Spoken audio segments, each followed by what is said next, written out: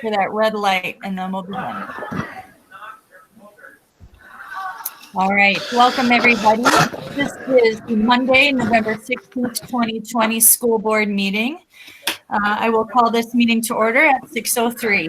We'll rise and begin this evening. Oh, no, we won't rise, sorry. I have to take roll call first. All right, we'll do a roll call starting with Ms. Power. Here. And Mr. Bryant. Present. Mr. Christensen. Here. Mr. Derricks. Here. Ms. Fair. Present. Ms. Jones. Present. And Chair is here. So all members of the school board are in attendance along with Superintendent Anderson. Now, sorry about that. We will rise and say the Pledge of Allegiance together. I pledge allegiance to the flag of the United States of America and to the republic for which it stands, one nation, under God, indivisible, with liberty and justice for all. Thank you, everyone. Holly, would you be willing to share our mission statement this evening? I don't mean definitely. I gotta get it, which I'm 4 seconds away from pulling it up. Thank you. Mm-hmm.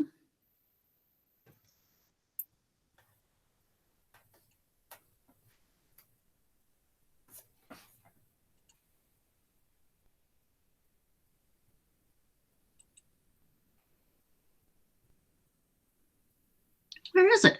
I thought I had it. Oh, I'm in the wrong meeting. My fault.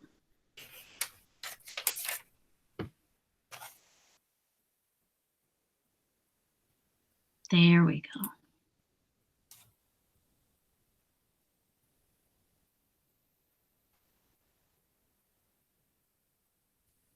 My computer's circling. Still circling. Would it help if I put this up here for you? Yes, that would be very helpful because I can see Google Meet, but I can't see what I need to see. How about that? Can you see it? No. All right. Would you mind if Yeah, you can read it. That's read it fine. for you? Yeah. Okay, sorry about that. The mission of the Red Wing Public Schools is to educate and inspire all students as they realize their full potential and become respectful, responsible, and productive citizens. Thank you. And the agenda has been posted. Do we have any changes or additions to the agenda this evening?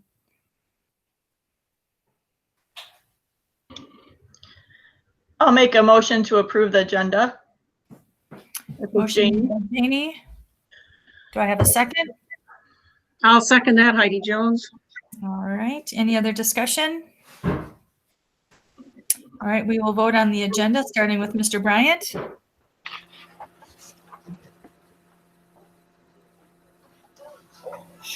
Aye. Mr. Christensen. Aye. Mr. Derricks. Aye. Ms. Fair. Aye. Ms. Jones. Aye. Ms. Tower. Aye. And chair votes aye. All right, the agenda passes. Thank you, everyone.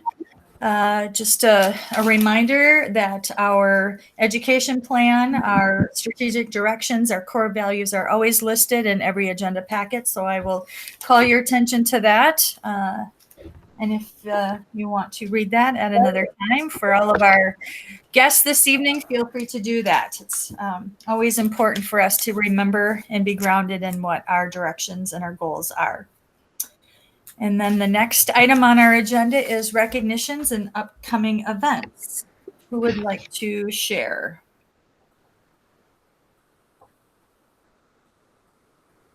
Does anybody have anything they'd like to share? Recognitions and upcoming events?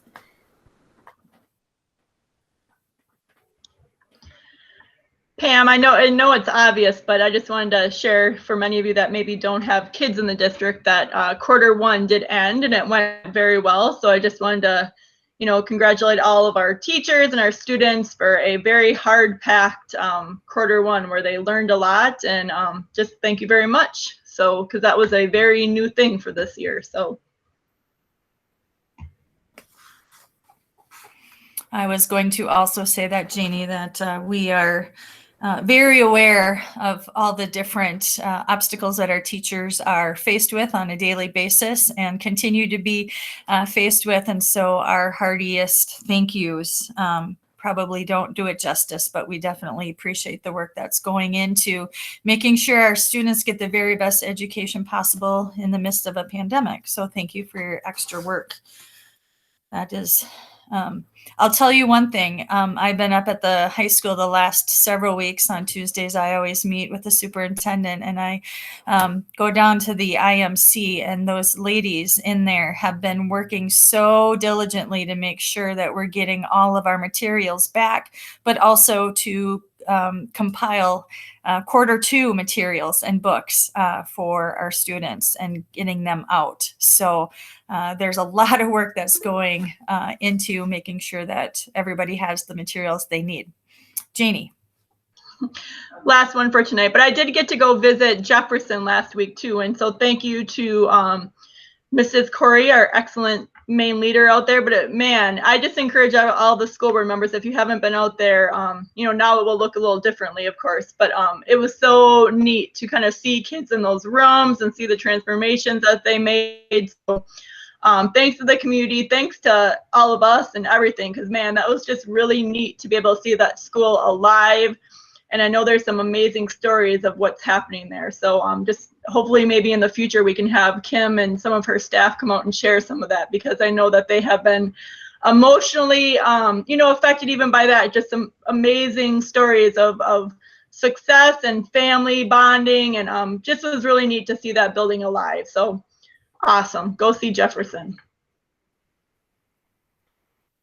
Anything else for recognitions or upcoming events? Okay, seeing none, then we will move on to public comment. We have several people joining us for public comment this evening. And in our board packet, we talk about public comment. There are some 3 expectations for public comment. One is that we limit public comment to 3 minutes per person, and that a representative be selected to speak on behalf of a group or individuals attending the meeting for the same topic. We'll listen to public comment, but we won't be discussing that topic at the meeting, or for many of the topics we actually will be discussing later on down in the agenda. The superintendent and or chair may provide a response outlining steps the school district has taken or will take to address the concern. And number 3, we expect that comments remain respectful and appropriate and not identify any current or former students, their families, or staff members by name. So with that being said, our first person on my list is Rachel Marshall. Rachel, welcome to the school board meeting. I did see that you were signed on here, and I will turn it over to you for your public comment. Thank you. Yeah, hi, can you hear me? Yes, and your dog. Okay. Okay, I'm sorry. Of course, kids are coming home right now and the dog is barking. No worries. Sorry. No worries. All right. What I would like to say is I'm asking the school board to please open our schools back up for in-person learning until we meet parameters established by Governor Walz and the Minnesota Department of Health requiring us to go full distance. Premature restrictions based on anticipation do not benefit our staff or our students. The one indoor activity that appears to present less risk is school, especially elementary school. Young children seem to spread the virus less often than adults do. Research has shown that if you put social distancing protocols in place, school is actually quite a safe environment.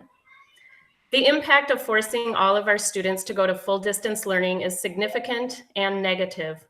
We know that they learn less, are at risk for mental health problems, and are often forced into unsafe environments. It is not equitable or ethical to consider bringing back only some students for in-person learning, such as special education students, English learners, and failing students, and not consider all of the other students that may have equal but different difficulties with distance learning, not falling into any of the above groups requesting to have special privileges for in-person learning. All students benefit from in-person learning in their own unique way because all students have their own unique needs from their education. Those students who find it more beneficial to distance learn for any reason currently have that option. Thank you. Karsten, you're on mute. Yeah, thank you, Rachel, for your public comment. And I'll just briefly respond to Rachel. I think the other public comments are probably, also related to COVID or in-person learning. But we are discussing this issue later in the agenda. And so I'm sure some of the same issues or perspectives that you brought up, Rachel, will be brought up again during that discussion. So hopefully you stay tuned and we'll go from there. The second public comment I have is from Ty Zucker, and he asked me to read it on his behalf. He lives at 818 Snowbird Drive here in Red Wing. And he writes, "Dear Red Wing School Board members, thank you for taking public comment. I am writing today because tomorrow my son will play his last high school football game, and I'd like to comment in support of sports in general and football in particular. Our son Zach was a freshman when Coach Nate Fryer was hired to coach football at Red Wing. Zach has been a starter in all of those 4 years. In these past 4 years, Red Wing has won a grand total of 1 football game, and that was during the first year. I'm not complaining about Coach Fryer or any of his staff. Quite the contrary, I am 100% supportive of Coach Fryer and his staff. He's never quit or given up. I've seen him and his assistants be passionately devoted to our young men and helping them grow, mature, and improve themselves. They've shown care and concern when it was called for, and they've held players to account when the effort was less than it should have been. I've seen Coach Fryer act with integrity at times when he could have bent the rules with no consequences. I'm thankful for his influence in my son's life. I believe that in the past, sports and Red Wing have been tolerated by the school board and administration instead of being seen and valued as an extension of the classroom. This is very unfortunate because lessons learned from sports have been essential to the success of both of my boys. Cross country taught my oldest son discipline, persistence, and long-term preparation for a future goal. Hockey taught both sons toughness, determination, and the need to be selfless. Football has taught teamwork, preparation, mental toughness, and strength. Do you know that 3 of the past 4 summers, the weight room at Red Wing High School has been closed for one reason or another? This summer it was open, but students were charged a fee to use it. This is an example of not supporting our students, and it's not the only one. It's throwing obstacles in their path. I'm not sure why I should vote for the school funding referendums when, in response, students are nickeled and dimed for things like this. This isn't supporting our students. I think we can do better. Success in athletics takes commitment from the top down, and it has tremendous benefit to our entire community, but most importantly, our students. Thanks, and go Wingers. All right. Thank you, Ty, for that public comment. The next person on our list is Sarah Ball. Sarah, are you here? I am. Can you guys hear me? We surely can. Thank you. All right, good. I'm hiding out in a room at the hospital. I'm on a quick break so I could share tonight. So thank you for letting me speak. My name is Sarah Ball, and I have 3 kids in the public schools here in Red Wing. I'm representing a group of families here in Red Wing who have many different concerns about the 100% distance learning. Tonight, I want to speak from the perspective of not just a mom, but an emergency room nurse here in our community. Here's why I'm concerned about the all or nothing approach for 100% distance learning. We are headed into winter, and in a normal year for many teenagers and adults, this means increasing depression diagnoses related to seasonal affective disorder. Because of winter alone, the environment is ripe for increasing depression and thus the potential for suicide. Now, add in the anxieties related to COVID and quarantine, parents losing jobs, the increasing number of parents who are relapsing with drug and alcohol use, and the tense emotional environment related to an election, and we've just upped the ante of a major mental health crisis in our country. But let's dial it in even closer to home. We know that the second leading cause of death in adolescents, ages 12 to 17, is suicide. I am telling you guys from firsthand experience as an ER nurse that the mental health in our community is quickly digressing. The mental health of our adolescents is on the line, and with suicide being the second leading cause of death for their age group, this should concern you greatly. And how about our young students being home 100% of the time? I've had many conversations with parents who are my patients in the ER who are hospitalized because of the intense stress they are under. They're breaking. We all know that when parents are stressed, the children may suffer and the home environment may be even worse or become dangerous. For some of our kids, the only safe and healthy environment they have right now is at school. And now as the mental health crisis ramps up, the once tight availability for behavioral health bed placement is now on overload. Patients sit in our emergency department in a dark room with no windows, no family present for hours, and even up to days. And then we might be able to find them a room somewhere, sometimes even having to transfer out of state. And these patients are not just anybody. They are the kids in your 6th graders class or on your 8th graders basketball team or the neighbor mom who can't take the stress anymore. I am very concerned that when we bring all the kids home for distance learning, the mental health of our kids and our families will decline at an even more rapid rate. I also understand the potential for major staffing issues. Can we deal with those staffing issues when they arise, like you did with the 2nd grade class at Twin Bluffs, instead of just generally shutting down all the schools? It's also my understanding that if a teacher requests to not be in the school, the district has to accommodate them with a virtual job. And same for those parents who opt in for the distance learning for their kids. I believe the risks associated with 100% distance learning for children in our community is significant. And so I'm asking the board tonight to reverse the decision Karsten made to go distance learning and bring it back to our hybrid option that you so amazingly put into place. And then to deal with specific instances individually as they come rather than collectively just shutting everything down. Maybe we have options for better tracking and decision making by putting together a task force made up of teachers, parents, and healthcare providers. We know that kids are not super spreaders, and the reality is in Red Wing, we have the lowest number of cases per capita than the other towns within our county. I've been so impressed and awed by how well this school year has gone thus far. You have all done an incredible job, and I hope that teachers and staff members in our schools are never taken for granted again. You truly are the lifesavers, and our community does not exist without you. Our community needs you, our families need you, but most importantly, our kids need you. We need the schools open, and we need them safe, and you have shown the ability to do that. Thank you. Thank you so much, Sarah. I appreciate, I know we all appreciate that perspective. And as you've heard Superintendent Anderson say, we will be discussing that a little bit further on down in our agenda. Do you have anything else to add to that, Karsten? No, I had the pleasure of speaking with Sarah last week and discussed many of the same issues. And as you said, Pam, we'll discuss more in just a few minutes. The next public comment is from Chris Ball, Sarah's husband, and I will read this on his behalf. His name is Chris Ball, and his wife Sarah wanted to share with the board that they've been collecting signatures of parents and community members who are in support of your decision as a board to continue with athletics and extracurricular activities.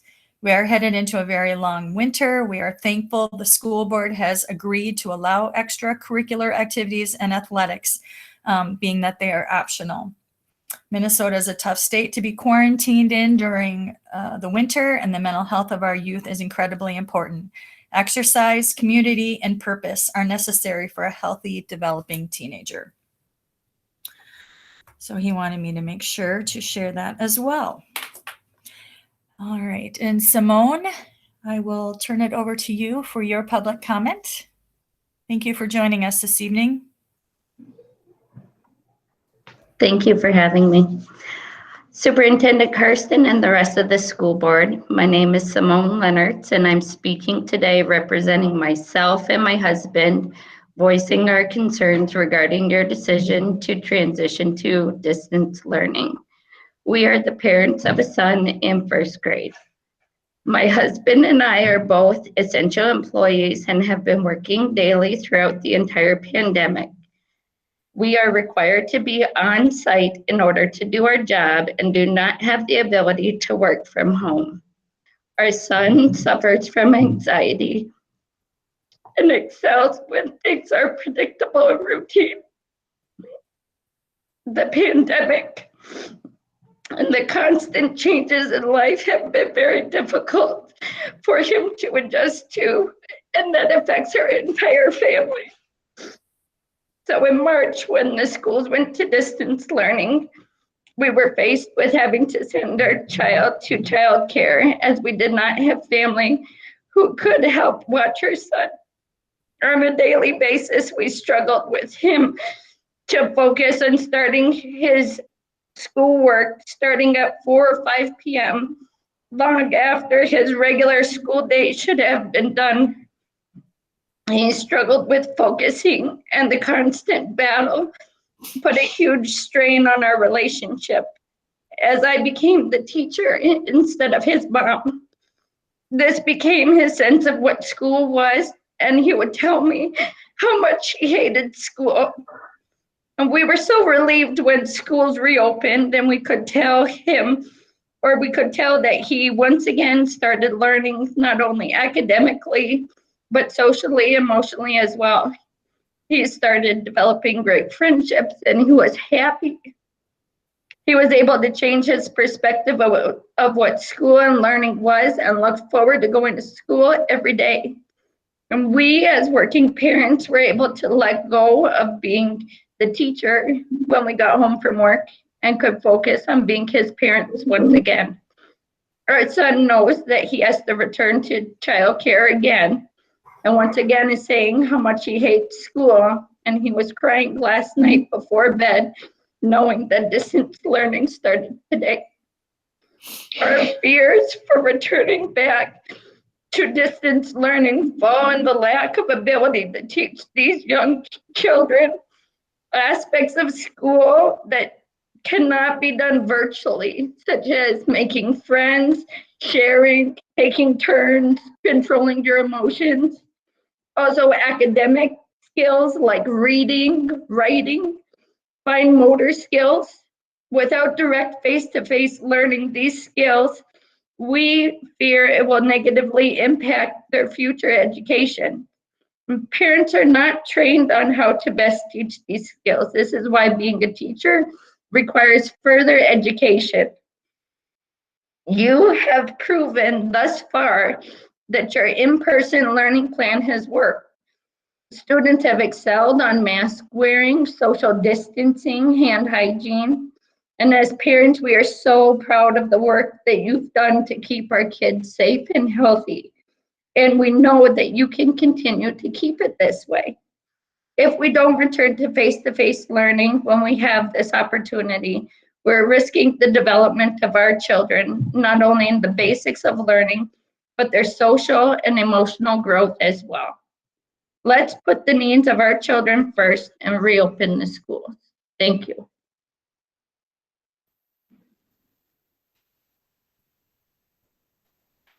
Simone, thank you so much for joining us this evening and for your powerful comments this evening. It's one thing to sit here and make these decisions, but and we know that they're extremely difficult decisions to make. I think we all feel for you and your situation, and we know that there are so many other families out there that are in very similar predicaments and feel very much like you do. So I appreciate you coming forward. I know that we all appreciate you coming forward and sharing where you're at and what your needs are in your family. Thank you.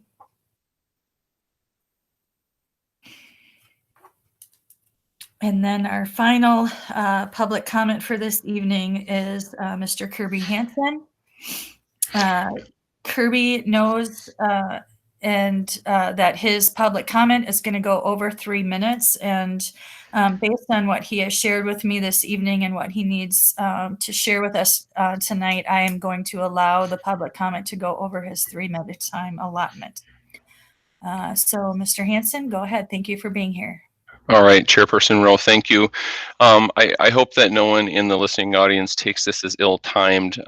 Please understand that I've been working on this public comment for a while. Thank you for allowing me to exceed my 3 minutes.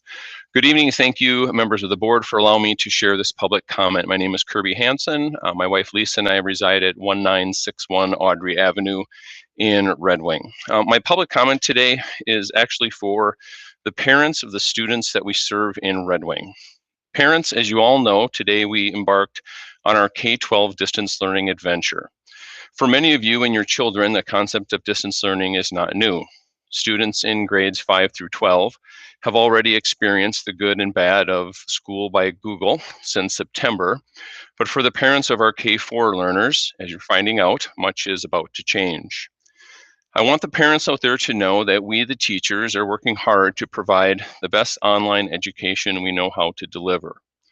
Many of our teachers are techie and cutting edge and frankly, a lot younger than me and have a deep, amazing bag of tricks at their disposal. I, on the other hand, learned very quickly last spring that I am not built to be an online teacher. I thought after 20 years that I had my A game going most days, but this pandemic has humbled me to the core, and I find that many days I feel like a rookie again. I wonder just how valuable my old tool bag really is. I know Google Meets will never and should never replace genuine human interaction, but until the good old days are back, know that my 195 teaching buddies and I are quickly learning how to make connections with your children and are excited to learn more in the upcoming weeks. Parents, please trust me, and please trust me when I tell you that preparing assignments, finding and reviewing videos, planning rigorous lessons, grading without paper, and orchestrating live Google Meets is no easy task. I'm sure someone could make a blooper reel of my first few months online. Believe me, there's plenty of footage to use. Kidding aside, please understand that this last piece, the concept of streaming live into your home, feels intrusive and risky for us. Every variable we used to be able to manage in our classroom is now magnified and multiplied tenfold. As the teachers venture forward, I'm asking for 4 things from you, the parents. Number 1, parents, please be patient with your child's teachers. Patience does not mean that you should expect anything less than a quality effort from us. Rather, it means that we will make mistakes that are now stored digitally for review and scrutiny. We will overplan, underplan, misspeak, on occasion misinform, and post the wrong thing from time to time, like the day I posted an answer key by mistake. That actually happened. Please be patient with us. Number 2, please exercise grace and try to avoid jumping to conclusions. I've worked side by side with students and teachers now for nearly half of my life, and I've learned when there is a student, parent, or teacher frustration and issues arise, the quick impulsive action is often the poor choice. Let's all agree to reflect and process first, rather than jumping to conclusions that may not help anyone. Number 3, and perhaps this is the most important ask, is this. Whether you are happy, sad, confused, frustrated, or elated with your child's teacher, please let that teacher know directly.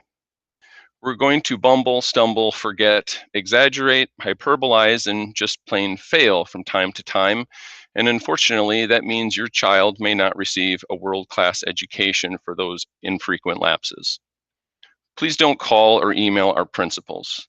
Please don't call or email Superintendent Anderson or members of the school board without first connecting with us, your child's teachers. Emails are fine, but phone calls are always preferred. Finally, please avoid using social media to air your concerns about teachers. Social media definitely has its place, but using Facebook as an alternative means of talking to a teacher simply won't do. Yes, we're asking you to do better than that. to set a positive example for your child in addressing issues directly with your child's teacher. Everything about our public school this year is different. Everything. Please take my comments as a guide, if you will, for smoothing out the uncertain, bumpy road ahead of us. Put your faith in us that we are working as hard as we can to do right by your children every single day. And when those bumpy moments occur, and they will, we will be more than happy to address them head on with you, hoping for a positive outcome. Thank you, members of the Red Wing School Board, and especially thank you, parents of Red Wing. Thank you so much, Mr. Hanson, for your comments this evening. I think you represent your fellow teachers very well in sharing those concerns and those comments. And you're right, we're all learning as we go. We've never done this before. So thank you for those great reminders too. You're very welcome. We have a lot to think about and consider this evening and every meeting moving forward. So definitely all of these comments are so important to all of us, and we encourage you all to keep them coming. We welcome public comment all the time, and we very much value that. So thank you. Welcome. Whew. All right, school board reports is our next item on the agenda. As I look at school board reports, the first one on my list is the Finance Committee. Anybody have anything from Finance Committee? Yeah, Finance will be seeing the audit today, and that was probably the most important thing we did, and we went over it in our last meeting. Great. Anything else from Finance? All right, Operations. We have your last meeting minutes in our agenda packet, but anything that anybody would like to share? Madam Chair, I got a little information that we did have proposals sent in for the leasing land around the tower. I don't see it on the agenda here tonight, but I did get a email that asking if we should be going to a committee meeting first or bringing it up in a special meeting coming up next Monday or whatever, and I haven't heard any more. It just came up this afternoon. But there were two proposals. I think that's public knowledge that we can say on that, and I'm not quite sure where we're going on this. Maybe Carson can elaborate on that. Yeah, and we did include it as a potential agenda topic for the 23rd. But I'd like to talk to you, Arlen, as well as Jim and I believe Pam. Are you the third? Are the Holly. three of you? Holly. You know, if you'd like for me to set up a special operations committee meeting to review and discuss, ask questions before the 23rd, I'd gladly do so. Do you guys have a preference either way? I'm open to what Arlen and Jim would like. Yeah, I'm okay. I'm fine either way, either me. One of the things, just to note, because of the type of proposal, there needs to be some action taken by early December so they can act on what they need to do with the property. I don't know if I can elaborate what the proposals were to be used for or not, but actions in order for them to make this work needs to be taken care of shortly. Jim, I'm I open think to whatever. Yeah, I'm open to if we think we need to discuss something before the special meeting, fine. If we don't, just bring it to the meeting. Either one's fine by me. So sounds good. Special board meeting, I mean. Right. Maybe Pam, Arlen, and I can chat tomorrow and then make some final arrangements. As long as both Holly and Jim are okay either way. Sounds good. Why don't we discuss I'm that good with tomorrow? that, or I'm good to go to the committee meeting yet this week. So Okay. We'll finalize it tomorrow morning then. Come up with a plan. Sounds good. Personnel Committee, any updates from personnel? You know, I think the minutes pretty much cover it. We're just continuing negotiations with a couple groups, and I think that's it. Thank you. Legislative and Policy Committee. We were Any originally scheduled for our committee meeting today, but we've moved that out 2 weeks. So we'll be meeting November 30th. Anything else? On that, we'll have school board procedures, the legislative platform, and I'm not sure where we're at with the Title IX policy, Karsten. Title IX policy, and then also an update on the administrative procedurals handbook, because it also has significant changes. Great. Thank you.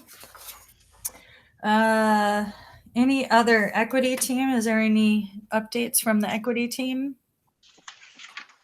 I think I gave you an update last time where we meet about every other month, so there's quite a gap in between, to follow through on initiatives. If I may, Madam Chair, I have an MSBA report. We met, MSBA Board of Directors met last weekend, covered a lot of ground. We did have the opportunity to have a Zoom meeting with the new CEO, Executive Director of National School Boards Association, Ana Chavez. Good news there is, whether formally or informally, she is next to the discussion with the Biden team about a Department of Education secretary and who those candidates might be. She's worked with both President-elect Biden and Dr. Biden in the past. The Delegate Assembly, I'll be meeting on Wednesday evening this week. There are fewer resolutions to address, again, in a COVID environment. We discussed Executive Order 2094 and 2095. Frankly, School Board Association was caught by surprise by the governor's executive order regarding specifically the 30-minute prep time. So there's a lot of discussion behind the scenes about how do we do that? What did you mean by that?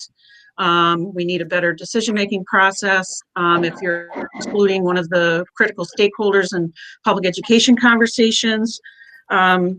And we had a call with the governor prior to that, the week prior, and there were over 850 people on that call, board members and superintendents. So it's getting a lot of focus right now, especially regarding the November 30th implementation deadline. Several districts have reported that they have been reaching out to their regional support teams to better understand how guidance is working, what MDE, MDH, and the governor's office expect of districts. And they're actually being turned away, telling them they have no more appointments available. So those regional support teams are being overwhelmed with the number of cases coming forward. What does it mean for students, workplaces, decision-making? And I mentioned that just because I think it's impacting what we're going to be discussing later as a learning model. Looking ahead, the leadership conference is confirmed as virtual using those dates that I gave you preliminarily before. It'll be Thursday mornings, January 14th, 21st, and 28th.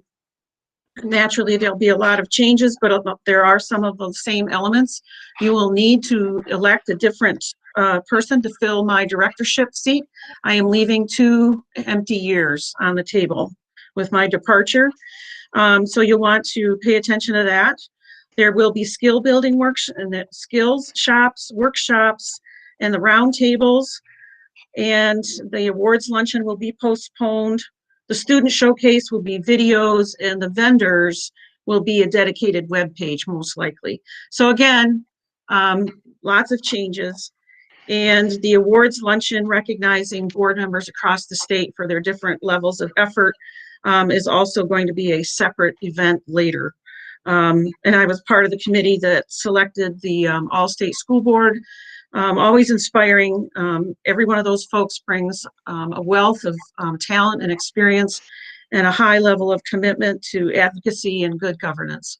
So I will no longer be with you when that takes place, but I have worked with some of those folks, so a real privilege. And that's all I have for now, unless you have questions for me about Leadership Conference. I think there is, in the past, we've registered through the district office. Is there, I would assume that there's still a charge for the leadership conference that are, No, we do not. No. We are one of the few school board associations who do not charge for membership for attending. So I'm not sure. That's a good question about the registration process. I was on the We'll have to website see. today, and I think you can just do it right on their website on the That's what first. I'm guessing, that everything Yep. I've signed up for, I just do directly through MSBA now. So Yeah, they'll send you a link. yeah, perfect. Actually, just on their homepage, there's a link right there to sign up. So that would be great if all of us could do that. It's, even though it's virtual, I think there's always a wealth of information that we can glean from that opportunity. So I would really encourage all of us to attend if possible. All right. Any other board updates, board reports? All right, seeing none, then Superintendent Anderson, we will turn it over to you for your administrative reports. Great. I apologize for posting this document this afternoon. I like to do it earlier than that so that people can look through it before the meeting. So we'll take a little more time for me just to briefly highlight some of the most important points. First of all, we did receive a request to reopen the contract with the Cooks Association for the second year. They would like to consider increasing contributions to health insurance because of our premium increases. And so I'm assuming that the board would allow Janie, Pam, and Jim to at least make a recommendation as far as whether or not we'll reopen that. I've never reopened a contract before. It is allowable by state law, but you know, it's obviously has some ramifications. So I'll set up a meeting, you know, with the three of us, or with the four of us, so that we can discuss that, unless you have some initial questions or comments now. We also have a mediation session scheduled with the Custodial Association. That meeting is scheduled for December 2nd. And so at least we're making progress. Mediation is a good thing. You know, you don't want to go to mediation, but once you get there, you know, usually we can take great strides in resolving issues and coming to a settlement. As part of their due diligence, there were two representatives of a potential charter school who contacted me to share their tentative plans moving forward. It was just a week or two ago when we met. The school's authorizer did accept the school's application for a charter school opening in July of 2022. Initial plans include grades K through 6 with possible plans to expand in the future. So again, I'm just letting you know that there is a possibility that a charter school will open within our school boundaries. It will be a Montessori-based charter school. And so I just wanted to let you know. And you know, I appreciated their willingness to reach out to me to share their information, and you know, I'll keep you updated as things progress. I think Janie had a question. Yeah. No, thanks. I was wondering, I don't know if Heidi would have anything with MSBA or Kirsten, you would, but it would be nice. I've been being asked several questions about that charter school. And so do we have any documentation or just kind of factuals of like the differences between, you know, public schools and charter schools and the funding and all that kind of stuff, just to have as a reference for information? Just so I can give facts. Yeah, I can refer them to. I'll ask the School Board Association to see if they have a document. Thank you. And a charter school is a public school, but it does run under different guidelines and a different structure. And their board is a different kind of a makeup too. Mm-hmm. So yeah, probably MSBA is the right source to turn to for those distinctions. And MSBA also provides charter school training. So we're still working in that public circle. Yeah, MSBA also provides model policies for charter schools and some other support because they are, you know, public schools. And so I'll start with them and see what I can find, just as an FYI. Arlen already brought up the proposals received for the land lease for the 10 acres of land on the high school property. We did make some progress with planning for in-person or hybrid school board meetings. We're down to 2 possible ways of doing it. One is to use what's called an OWL, which is a device that can track who's speaking, and then that feeds into whatever platform we have for sharing out to the public. And then another option is to rely on participants using Chromebooks and headsets like I'm wearing in order to communicate. We haven't tested that to make sure that the feedback is muffled with that, but those are the 2 things that we'll keep working on. The e-learning plan was, I was going to submit that to the state thinking that, with COVID and distance learning and all that, that they would allow approval of a change in the middle of the year. They won't, but I'll work on the e-learning plan for next school year so that we can use distance learning whenever there's a weather emergency, or at least up to 5 days. Now, with that being said, the state has given us allowance to do distance learning whenever there's a snow emergency.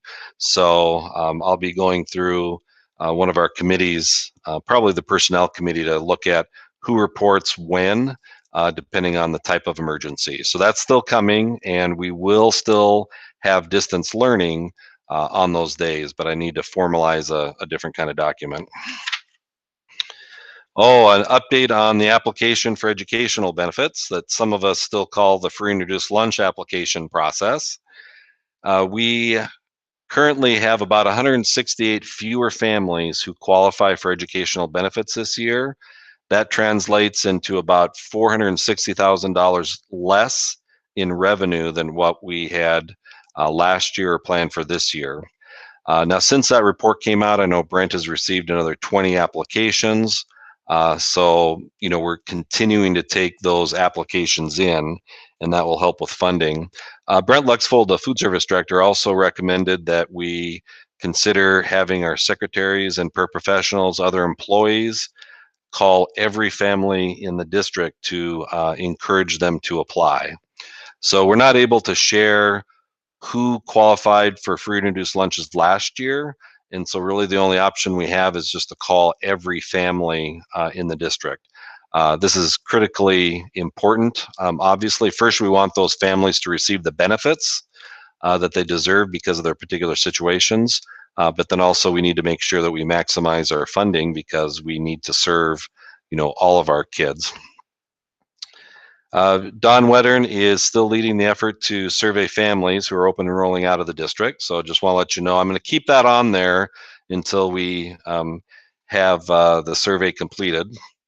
I did talk to a board member recently about, just different options about like the business office, HR, and other areas. And so I will be adding one more option as far as having a finance employee instead of a half-time business manager. The advantage would be to provide more time for work in the business office. So there are advantages and disadvantages to every option, but I just want to let you know that I will add that as an option for the business office.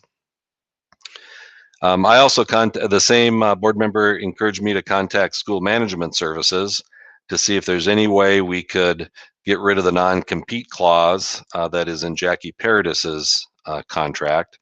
Unfortunately, and not surprisingly, Mr. Netsky said no. He's not interested in eliminating that clause. In some other one-on-one meetings that I've had with board members, multiple board members have expressed the desire to engage the school board candidates in our decision-making processes, those who did not finish in the top 4. And so we'll be reaching out to them to see if they're interested in the equity team or district advisory council, some other leadership positions and decision-making authorities in the school district. Sarah Houle from CISO, or the Center for Efficient School Operations, they're the routing company. They also do contract work with our transportation provider. And so Sarah's going to analyze what we should be paying for student during distance learning. We do not have to pay 100%. So she's going to be looking at what some other districts are doing, some operational costs, bus employee costs, that kind of thing that's built into their contract. And then we'll be going through operations to share that information to determine next steps. Let's see, Wonders 2020 curriculum for 6th grade. I know that issue was brought up by a board member, maybe at the last meeting or the meeting before that. And you were wondering, well, why don't we have Wonders curriculum in 6th grade? Based on some earlier conversations and the work of the 6th grade English language arts teachers, we decided to move forward with a teacher-created curriculum that was standards-based. It was really well done. The problem is that teacher took a position in another school district. And that's one of the problems with developing your own curriculum. Even if it's really great curriculum, people do explore other options. And so I think that's probably what led to the questions about, why Wonders 2020 curriculum isn't used. The price tag for purchasing curriculum for all 6th graders is about $45,000 plus shipping and handling. And so at some point we'll have to decide if that's worth the cost or not. Obviously, it's nice to have a well-established curriculum in the hands of all teachers. The negative is that next year, if and when we go back to like a middle school model, then we won't need 8 sets of curriculum. We'd only need 3. But I wanted to at least let you know the cost of providing that curriculum. And so I think we'll need to at least explore that option more in the near future. And then I'm going to jump back to the item before that. Earlier this morning, I did meet with our COVID response team as well as some county representatives. The county is reporting, a COVID rate of just under 65 for the 2-week period from October 18th through the 31st. For the following week, that rate will be about 86. So that's what's going to be reported this coming Thursday. Thereabouts, it's always an estimate. Some of the numbers change as people are added and taken off the list, but it's going to go up from about 65 to 86 this Thursday. And then next Thursday, the projection is 114. So it's going up again. So you see that we're going from 65 to 86 to 114. And of course, that represents a rough approximation of community transmission of COVID. We do have 180, or during the last 2-week period, we have 187 of the cases were from Red Wing, with 29 of them being school-age kids.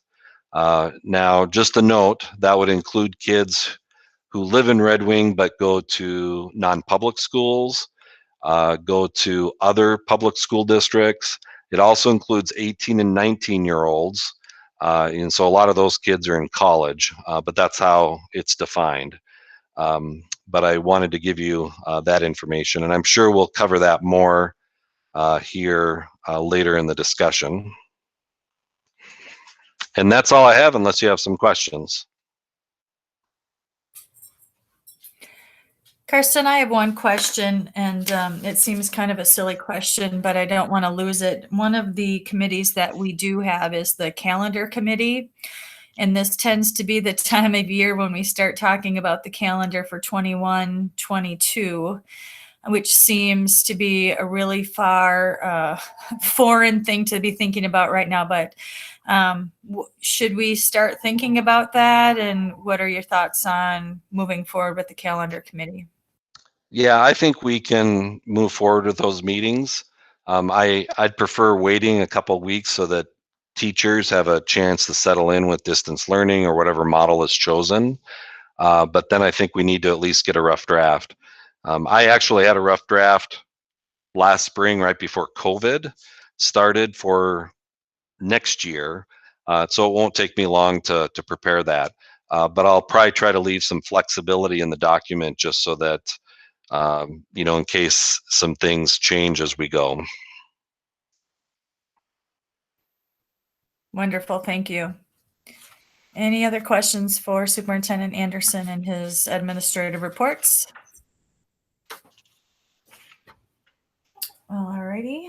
Then the next item on our agenda is to the approval of the consent agenda. Do we have anything we'd like to pull from the consent agenda this evening?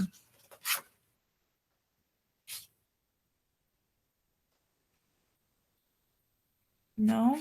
Then I will look for a motion to approve the consent agenda. So moved. This is Janie. Motion made by Janie. Do I have a second? Mike will second. Motion made by Janie, seconded by Mike. Any other discussion? All right, then we'll take a roll call vote to pass the consent agenda, starting with Mr. Christensen, Aye. Mr. Derricks, Aye. Ms. Fair, Aye. Ms. Jones, Aye. Ms. Tower, Aye. Mr. Bryant, Aye. and chair votes aye. So the consent agenda passes 7-0. Next up is the resolution accepting donations and grants. Yep, I'd like to thank Red Wing Chevrolet for their $500 donation to the Innovative Learning Fund for Burnside School. Very much appreciated. So moved. All right, so the resolution. School Board Member Bryant says, School Board Bryant moves aye. Approval. Motion made by Jim to approve the attached resolution accepting donations and grants. Moved by Jim. Do I have a second? Janie will second. All right, any other discussion? All right, we'll start with a roll call vote, starting with Mr. Derricks. Aye. Ms. Fair, Aye. Ms. Jones, Aye. Ms. Tower, Aye. Mr. Bryant, Aye, and thank you, Red Wing Chevrolet. and Mr. Christensen, Aye. and chair votes aye. The resolution passes 7-0. Thank you. All right, next on our agenda is the presentation of the financial audit. I'd like to introduce Tom Olinger and Aaron Enstead from Abdu, Ike, and Myers. This is the first time that they've given an audit presentation in Red Wing Public Schools.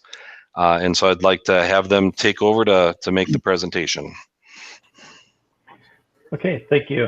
I can get started here. I will go ahead and present my screen.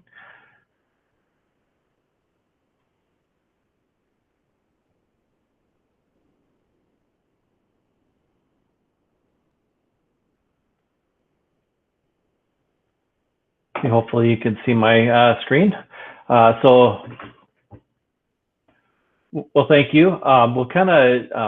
We went through the audit presentation with the Finance Committee earlier in a lot more detail, but we'll kind of do some of the highlights going through it for the board. And if there are any questions as we kind of go through, feel free to ask those as we kind of go.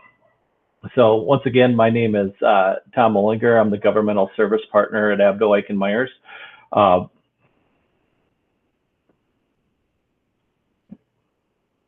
Hesitating here to advance, so sorry about that. Here we go. I will go through the audit opinion, and then Aaron will go through the general fund results and some of the other governmental funds, and then I'll also talk about the key performance indicators of kind of some comparisons with other school districts in the area and across the state. We did have a single audit report for this year. We tested both the special ed and the school nutrition cluster, and there were no findings related to that. As part of our audit too, we also do Minnesota legal compliance testing. And there was one finding that we did come up with related to the statements of purpose of student activities. There were 3 student activity accounts missing a statement of purpose, which was similar to a finding last year too. But management is taking steps to address these 3 activity accounts to make sure that this finding is eliminated in future audits. So with that, I will turn it over to Erin, and she'll kind of go through some of the financial numbers. Yeah, good evening, everyone. Thank you for having us tonight. Like Tom said, my name is Erin Enstead. I am a manager here at Absweiger Meyer and was in charge of the Red Wing audit this year. So we'll start by looking at some general fund results. So what this graph is doing is looking at your average daily membership and your general fund expenditures. So the blue line is representing your ADM and your budget, or your expenses, your general fund expenses. And then the green line is looking at your expenses per student there. So you can see there, has been kind of a steady increase.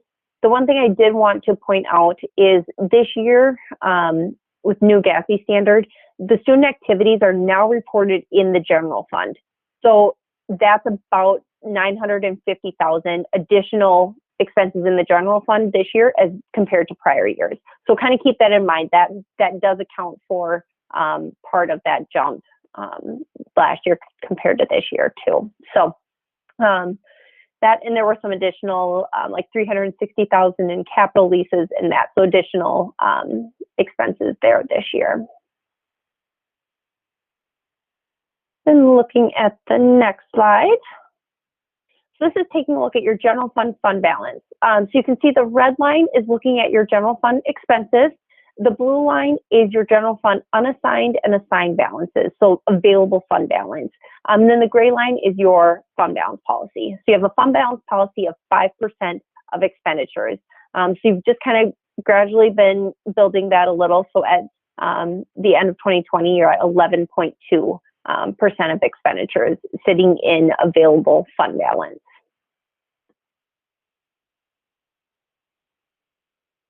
Then looking at your general fund budget to actual, so you can see, revenues were pretty close, within 65,000. Your expenditures were under by about 612,000.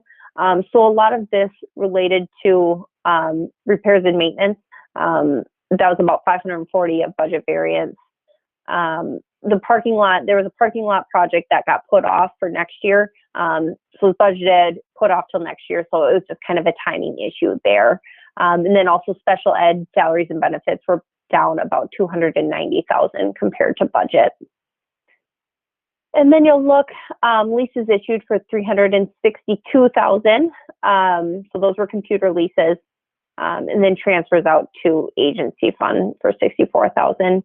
Overall, net increase in fund balance of about 1.8 million. So you had a budget, you wanted to increase fund balance about 1 million and ended at 1.8 million. So there was an increase in property taxes of 3,175,000, increase in state revenue. And like I said, with that parking lot expenses, it's just a timing issue. So next year those will take place, which is partly related to that additional increase there. Then we'll take a look at your general fund revenues per ADM. So this is going to take 2 years of your district's data and then also compared it to the region and statewide average, just to kind of give you a general idea for where you sit compared to other districts. No two districts are ever identically the same, but just kind of gives you an idea of where you sit compared to others.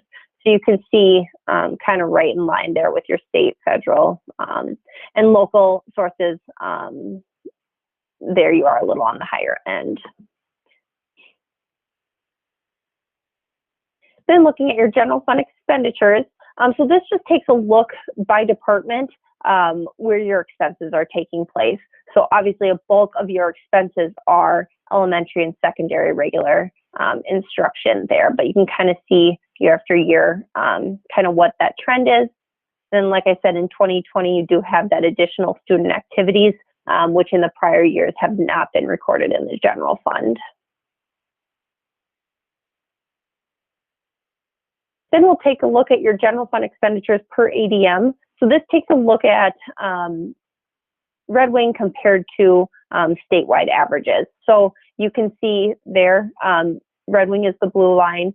The state average is the green line. So you're kind of following that trend. And then in 2020, it's tough.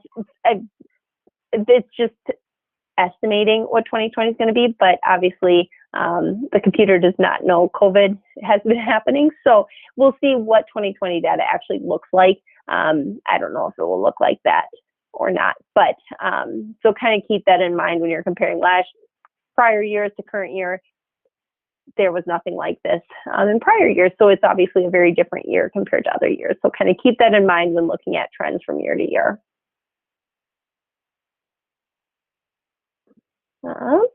Then taking a look at your general fund expenditures by object code. So just seeing by type, by expenditure types, looking at salaries, benefits, purchase services, capital, and that, you can kind of see where a bulk of your expenses are there over the last 2 years.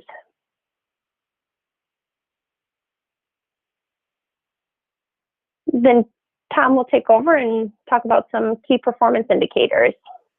Okay, thanks, Erin.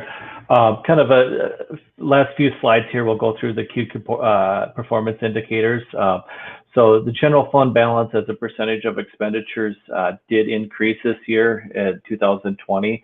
But as Erin had said earlier, there's going to be some timing issues where we'll see that kind of drop as more expenditures are there, and really not knowing what the next year will bring.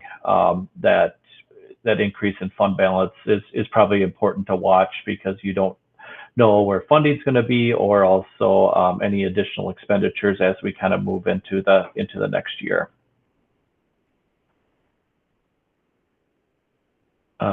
Taking a look at the food service fund, the budget to actual.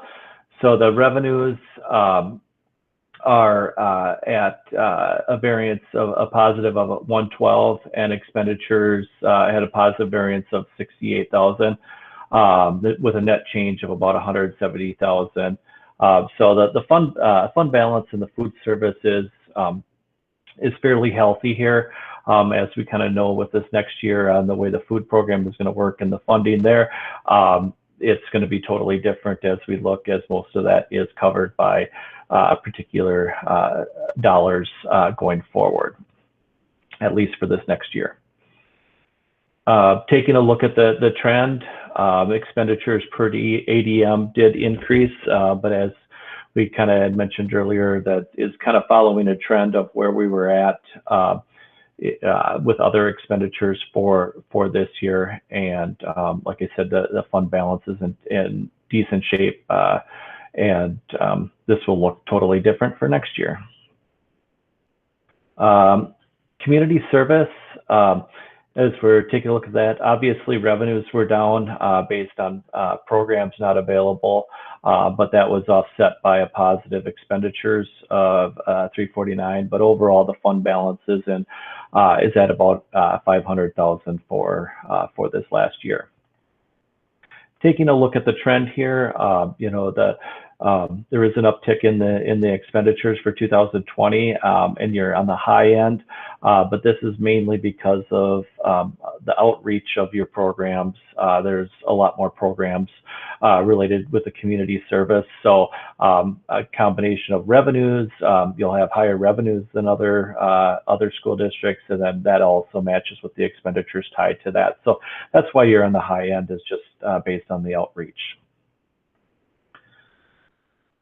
Taking a look at the debt service funds, this graph below shows the amount of principal and interest that is due in the next few years. So it stays relatively consistent between that 1.4 and 1.8 for the next several years. As you see above, there's several debt maturities with first couple dropping off in 2025 as you kind of move forward. But overall, the debt outstanding is just shy of 21 million. Taking a look at cash and investment balances, as you're taking a look at between 19 and 20, they've stayed relatively consistent over the last couple of years, with a slight increase of about 400,000, which is tied to some of the dollars in the general fund for this last year too. Taking a look at the overall key performance indicators for property taxes, per ADM, Red Wing Schools is at about 1,600 per ADM, which is a little bit above the statewide averages, and then also Region 10.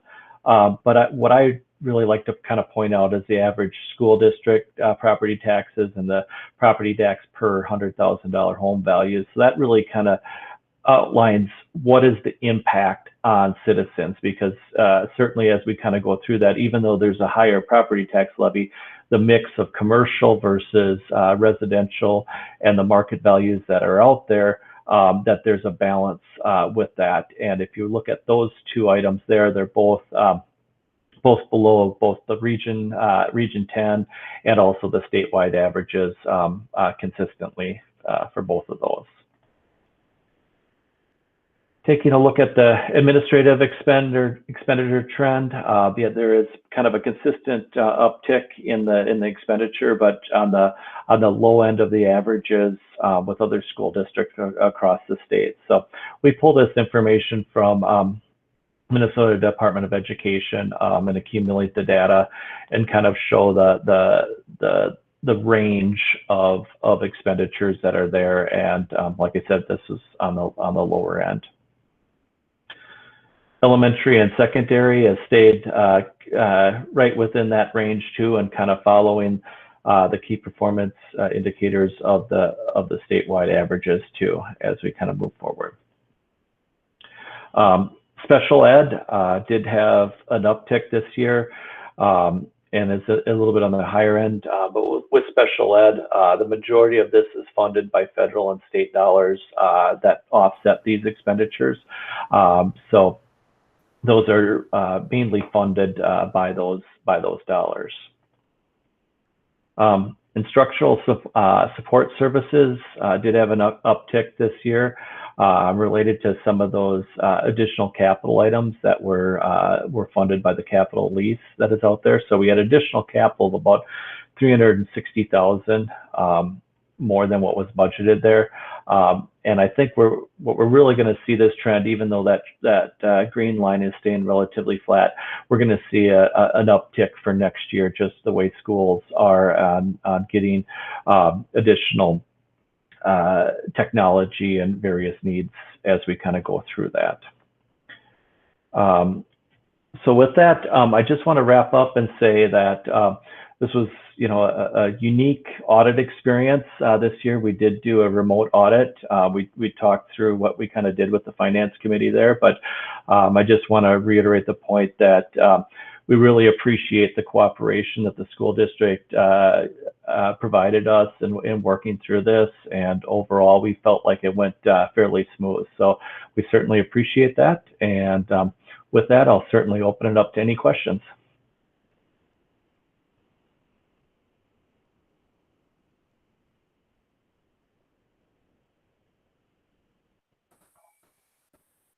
This is Mike. I've got a few things. Graphs are always interesting, and that first graph we showed, if I can bring that up for myself, and maybe you can, on the average daily membership and general fund expenditures, it's a really ugly looking graph. And we get it. Keep going. It shows a steep increase in the general fund expenses per ADM as of our student population, and then our student population declining, while the expenses, and of course the 20 expenses are including what we did last spring. Is that correct? This is fiscal years? Yep. Yep, that's correct. So but it still is a large jump from 18 to 19, or it's a steady climb. But then we were doing quite a bit we were spending down our capital bond referendum, doing improvements in the school district, right, Karsten? Yeah, I would say that the biggest reason for that increase was implementation of the operating levy referendum. So we were buying textbooks, or technology, hiring some staff members, but it was in support of the referendum in fiscal year 20. Right. And so these kind of general fund expenditures don't, it's not an ever increasing graph. It kind of ebbs and flows, correct? As we need. Yeah, need things. And keep in mind that the student activities is also combined this year. So that was just about 950,000. Yeah. So you've always had those expenses. Just in prior years, they haven't had to be recorded in the general fund. And now they're having to be recorded in the general fund. So that's another piece of this graph it's not comparing apples to apples, but Right. it kind of gives you a general idea and Yeah. just knowing that background there. Right. And then these other graphs all have large jumps into 2020. But it's the state averages are not calculated yet, right?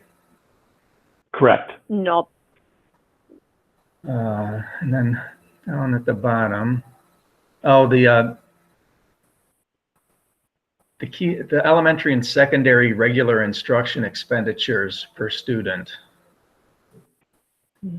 Bring that up. Yeah. Page 21.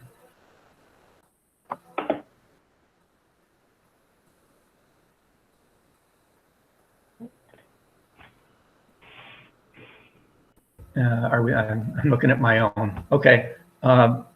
So we're way low on the averages across the state, both in the instruction expenditures, the administration expenditures, and then we're well above in the special education expenditures.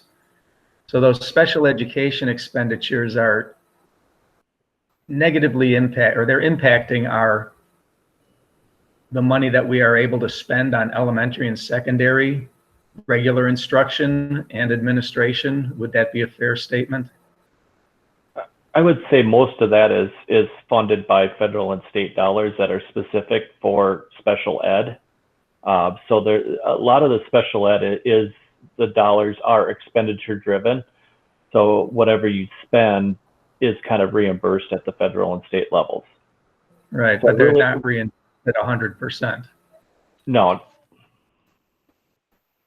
And you have a lot of it depends on the makeup of your student population. And you guys have a pretty high percentage of special ed students.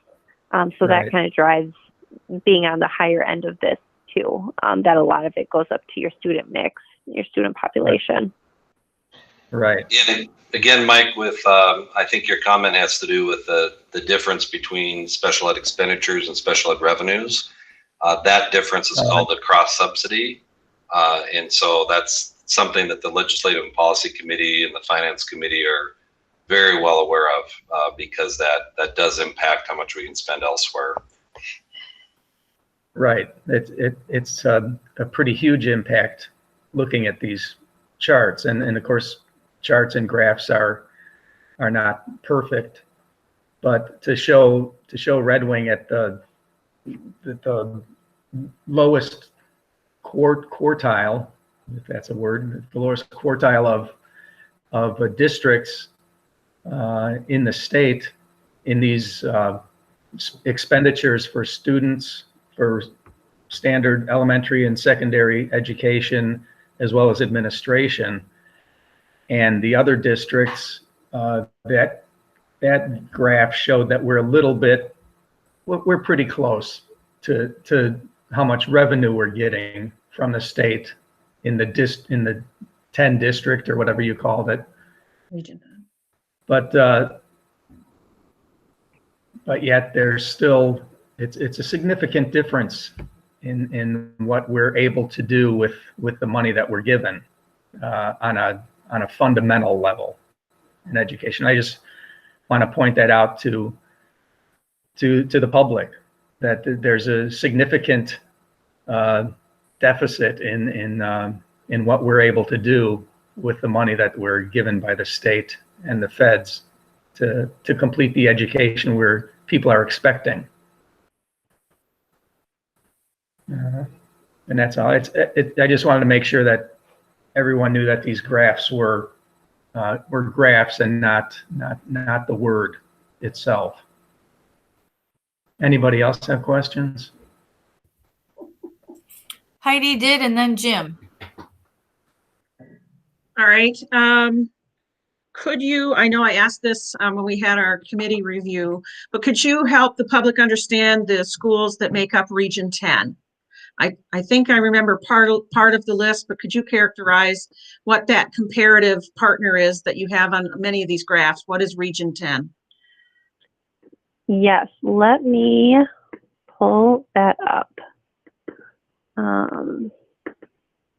Maybe does the next person want to go, and then we'll get back to, I just have to open up the Excel, and it sometimes takes a little bit.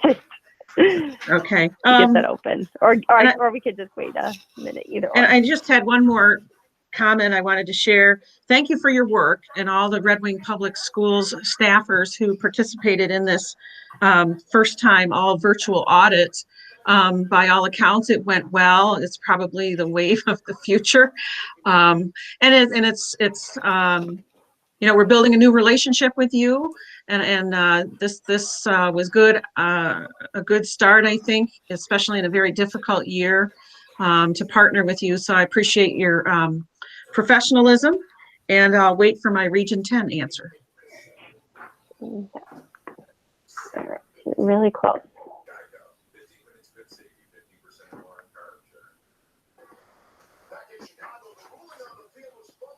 Okay, so it is, let's see. Okay, so it's a pretty long list. I'll hit a couple of the main ones. Oh, come on.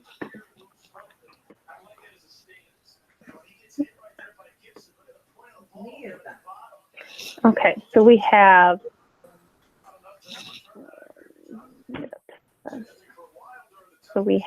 Casson, Albert Lee, Cannon Falls, Red Wing, obviously you guys included, Faribault, Northfield, Rochester, Byron, Blooming Prairie, Owatonna, Medford, Winona,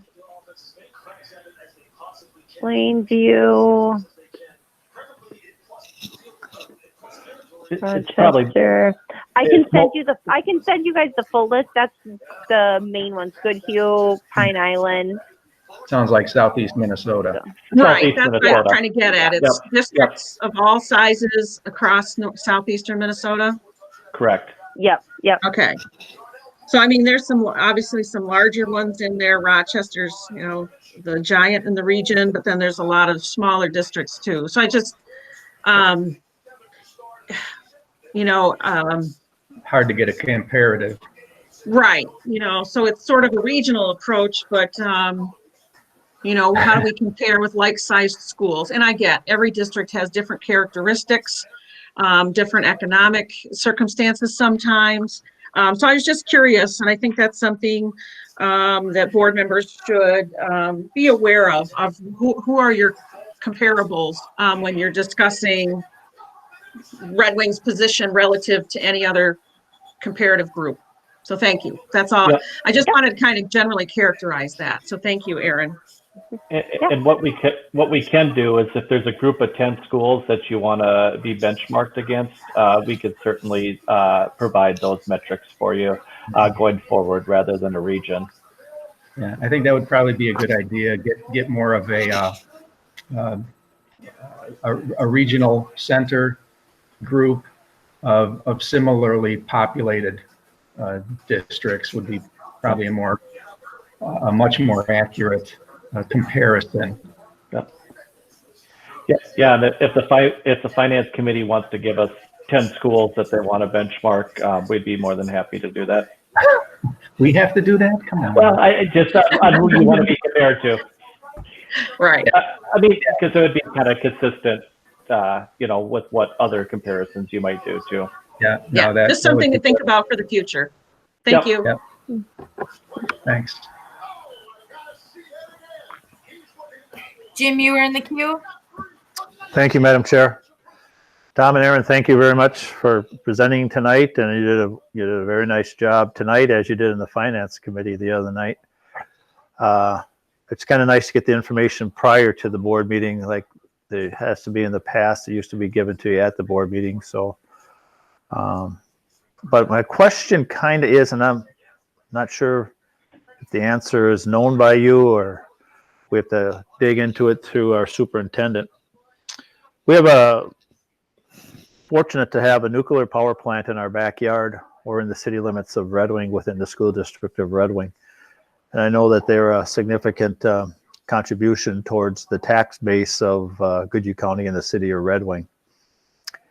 My question kind of is, how does that play into the comparison for the region and statewide averages on the commercial and residential property tax, where we were lower than those on your graph?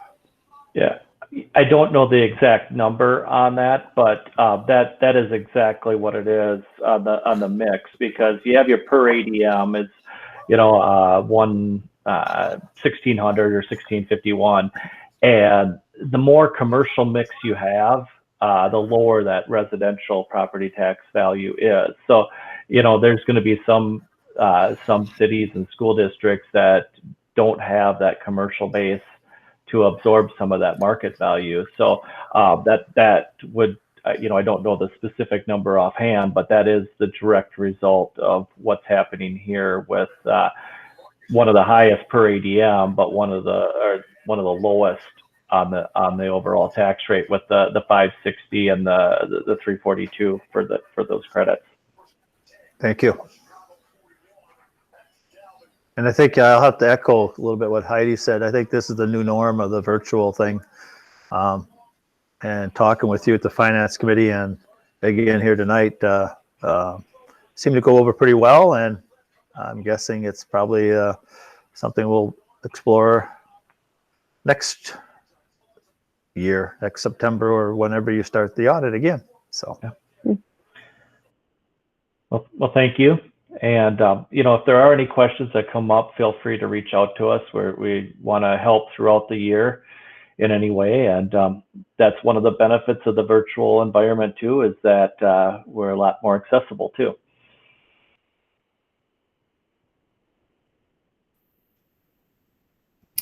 Thank you so much for joining us this evening. Any last comments or questions on our audit? There's no action that needs to be taken. So again, thank you. And if questions or comments do arise, I'm sure that they would be happy to entertain any of those at any time. Their names and numbers are in the packet for further questions that might come up. So thank you. All right. Thank you. Thank you. Have a great night. Thanks. You too. Bye. Next on our agenda is the combined polling place resolution. Superintendent Anderson.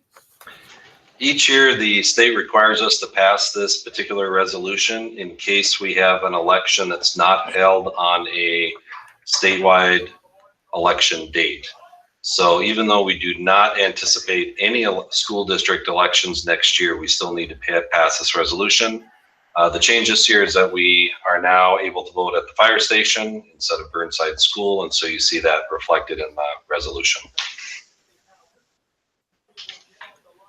Does anybody have any questions, comments? Jim? Thank you, Madam Chair. So this is for for school board. We're several years away from any possible referendum. Am I correct on that? Yeah, it could be for an operating levy referendum, a building referendum, or a school board election. Special election, yeah. Mhm. but we're not in the market to approach the taxpayers again this in Correct. 2021 for a referendum.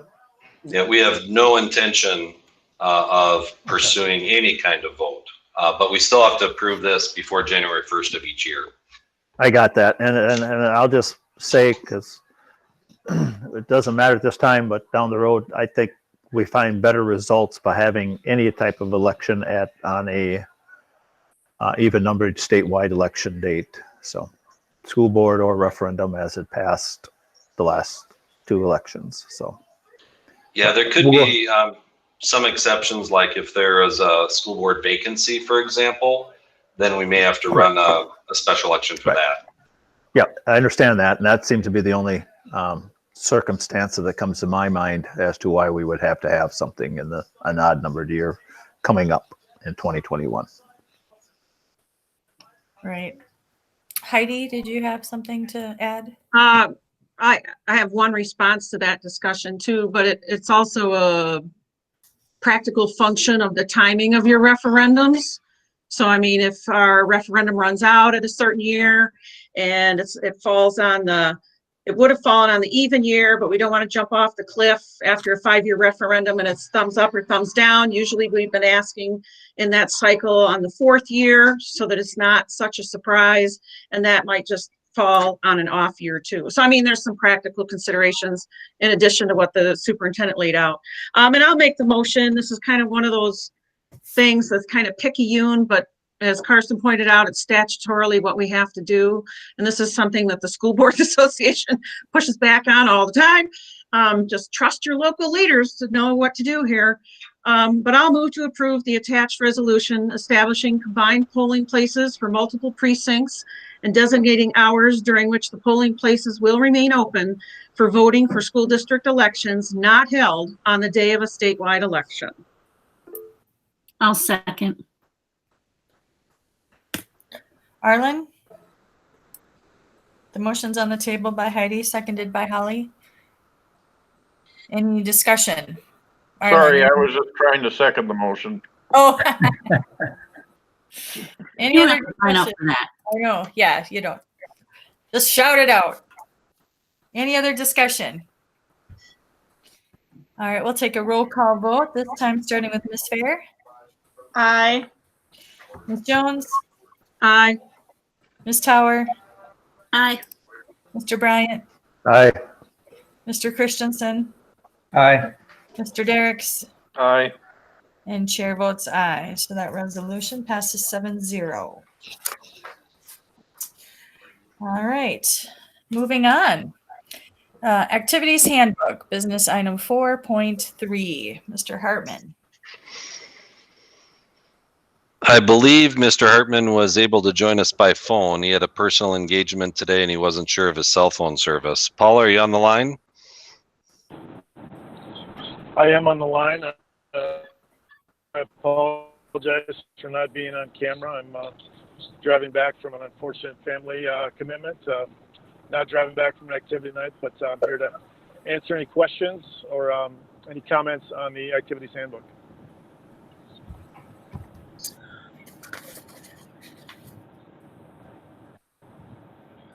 I don't necessarily have any questions, but I do just want to comment that I know this has been a work in progress for a really long time. And I was very pleased to see this come up on our agenda this evening. I'm very pleased to see that there is, a coach's code of ethics and a student code of conduct in there. It outlines very well what our expectations are for our participation in activities and athletics, and I think that is much needed, and we've needed it in the past, and now we have that. So I think this is a really good step in the right direction. So thank you. I know it took a lot of time to put this together, but it's very much appreciated. Other thoughts, comments that people have? No, I support your statement, Pam. It's really needed, and I like that things are laid out and we all have a common document to land on, so we're literally all on the same page. So thank you, Paul. Oh, Jim, you're on mute. Very welcome. Okay. I wasn't in the queue, so. Oh, go ahead, Mr. Bryant. Oh, okay. Sorry. No, I'm good. I don't have anything right now. But I will just say, I guess I will say something. I think it's well done, and I know it's been a work. It's going to be constantly, just like anything else, it's a work in progress. So, and I apologize. I was reading something else here. If there was a motion, if not, I'll make a motion to approve. Okay.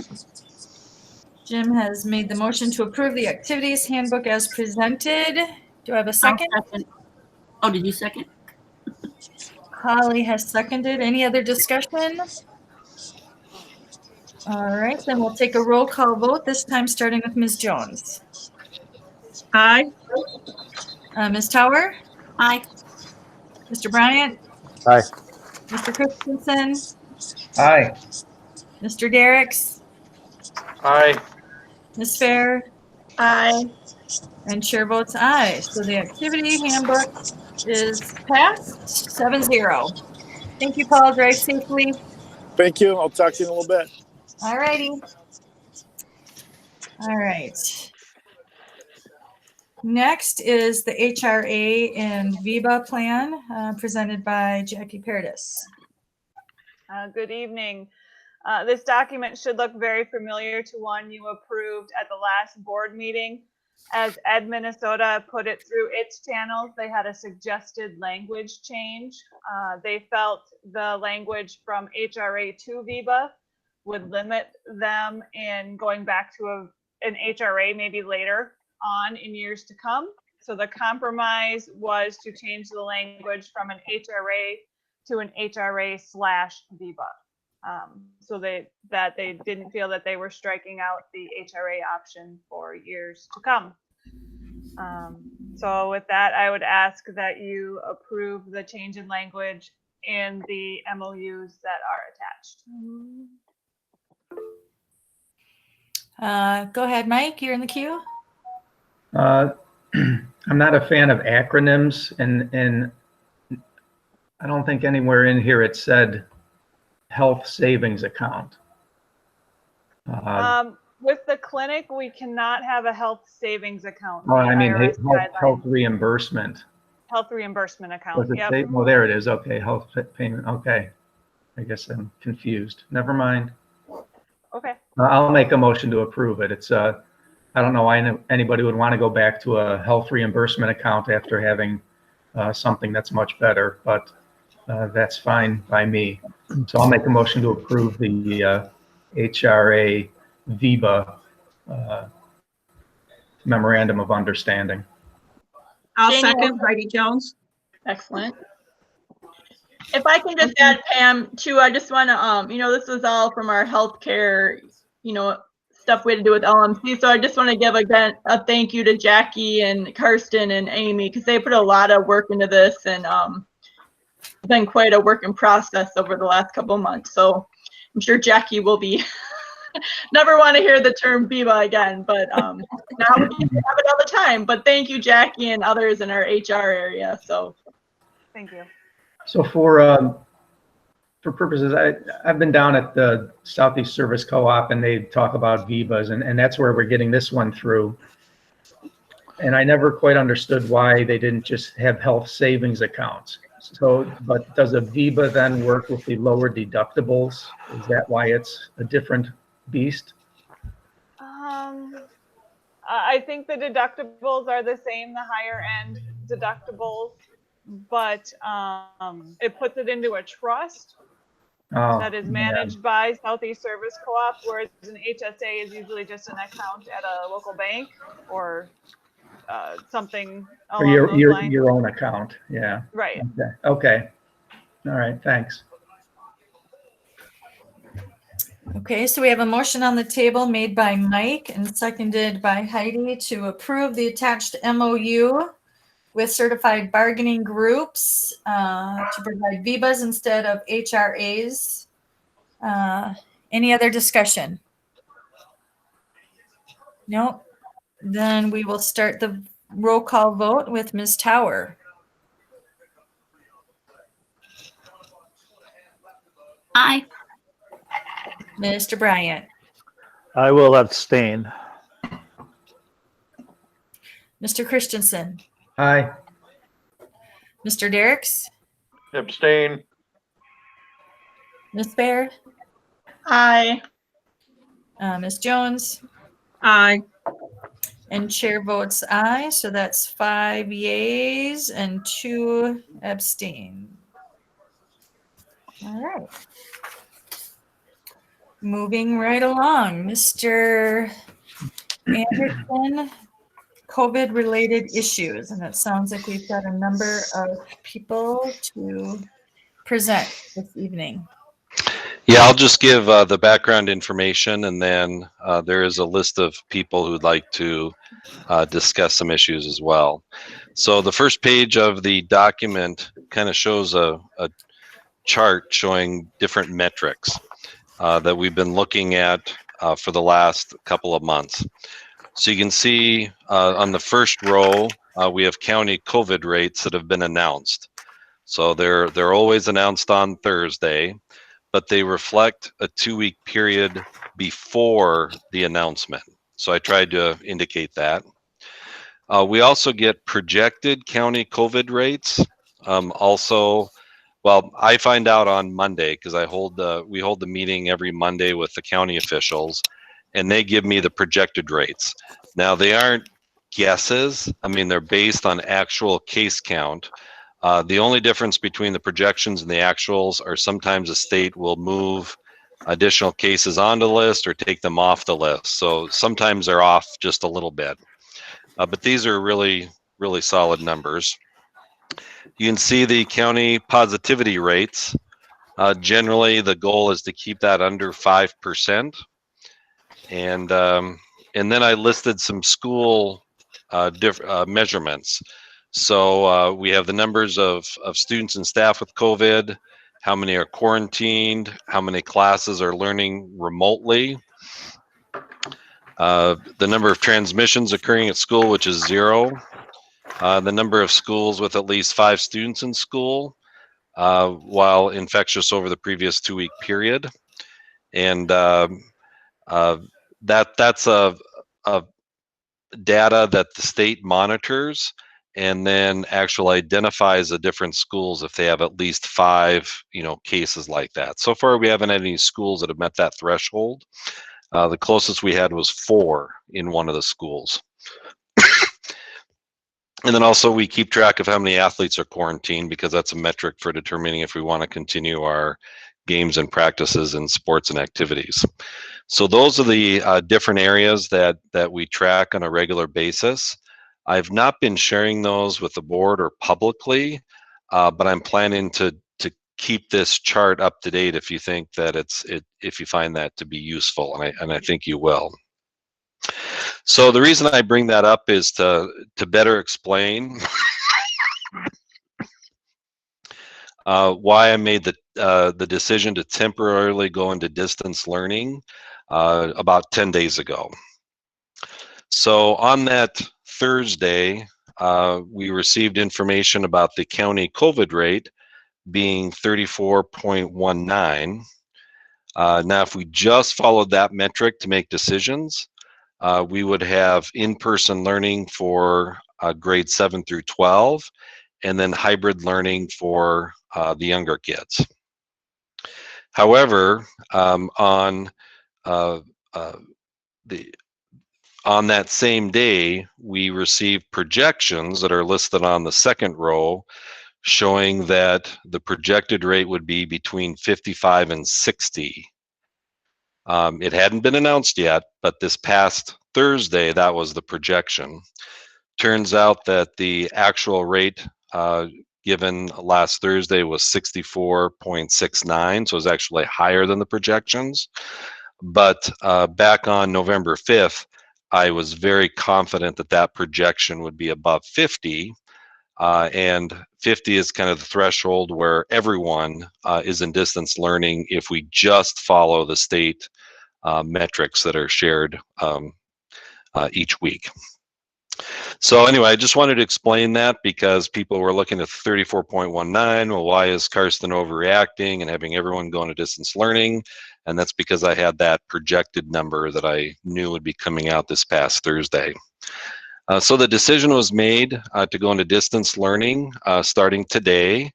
We would have 5 days of distance learning, and then next week there'd be 3 days for a transition, and then Thanksgiving, and then we would come back into distance learning unless, of course, the school board decided to do something different. The reason we had them switched, we had the week long of distance learning before the training, is that we wanted our elementary teachers in grades K through 4 to actually have the experience of teaching distance learning. Unlike the other teachers, they have not had that opportunity to do so, or that expectation to do so, because in those grade levels, we have either in-person teachers or we have the online only teachers. Whereas grades 5 through 12, we have hybrid. So every classroom teacher is teaching kind of both in person and distance at the same time. So we wanted the grades K through 4 teachers to get exposed to it, to work with their students and parents on the technical issues, because undoubtedly there'll be many technical issues. And again, like Kirby said, we hope for patience from everyone involved as we learn this new way of learning. The other, we've had a lot of, well, we had a lot of public comment tonight. We've had probably dozens of email messages from concerned parents and some staff members. Generally, they're saying, we want to come back in person. Not everyone, but many of them are. And one of the key things that they've been asking is, well, we should look at more than just the county COVID rates. We should look at our school data as well. And I have to be very honest with you, on November 5th, when I or we made the decision to go in distance learning, it was challenging because first we want to stay in in-person learning, but then also we've done a really, really good job with our in-person and hybrid learning. We've been following the rules, masking, social distancing. We have the routine set up. And I'm really proud of our students and staff for doing that. And I think that's why we have 0 transmissions occurring at school, and we've kept some of our numbers low. At the same time, in the county, I saw those increasing COVID rates, and I also knew that Thanksgiving was just around the corner, and I think we all recognize that that's going to create additional risks for everyone. One factor that isn't mentioned very often, but I think it's critically important, is that most of our students live in Red Wing or near Red Wing, but we have a lot of staff members throughout the region. And as those community transmission rates go up, I do think it leads to greater risk for our staff members. And of course, then they come back to school, and then there's greater risk for adults and students. So those are the criteria that I used when making that decision. I hope I'm clear that really the school board at any time can go back and forth between learning models. Hopefully we don't jump around too often, because I think that's the worst possible scenario. But I do respect the school board to ultimately make decisions in terms of learning model. But right now my recommendation is to stay in distance learning because of that increase in community transmission rates and significant increases, I might say. Do you have any general questions or comments about that decision or what's happening before we go into the more individualized reports? Go ahead, Janie. Or if I could just say quickly, earlier in this meeting, is that 114 number, the COVID rate coming up, is that a projected rate, 114 something? Yep, that is a projected rate. But again, it's based on actual daily cases over a 2-week period. Right. So it's not an extrapolation that you often see when projections are made. It's actual data, and so it's an approximation. Right, and that would be 500, about 500, over 500 people in the Goodhue County, it looks like to me. Yeah, in that 2-week period. And those are new cases, they're not the same people from the 2 weeks before. They're new Well, cases. yeah, every week the report comes out, and so there is an overlap where 1 2-week period has a certain number, and then the next 2-week period, is issued a week later, and so you have a 1-week overlap. But what you can say is that during that 2 weeks, there were that many more cases per 10,000 people. Yeah, they're practically doubling. All right. Yeah, it's definitely a significant increase since September or October. All right. Sorry, Janie. There's a number of people in the queue. So Janie, then Arlen, Jim, Heidi. Go ahead, Janie.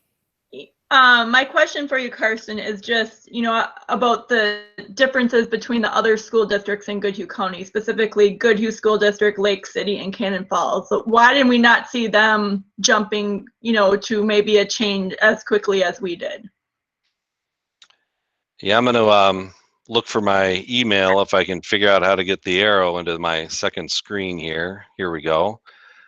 I've been very careful about, I don't want to announce something that the schools have not announced themselves, so I don't want to jump the gun or give misinformation.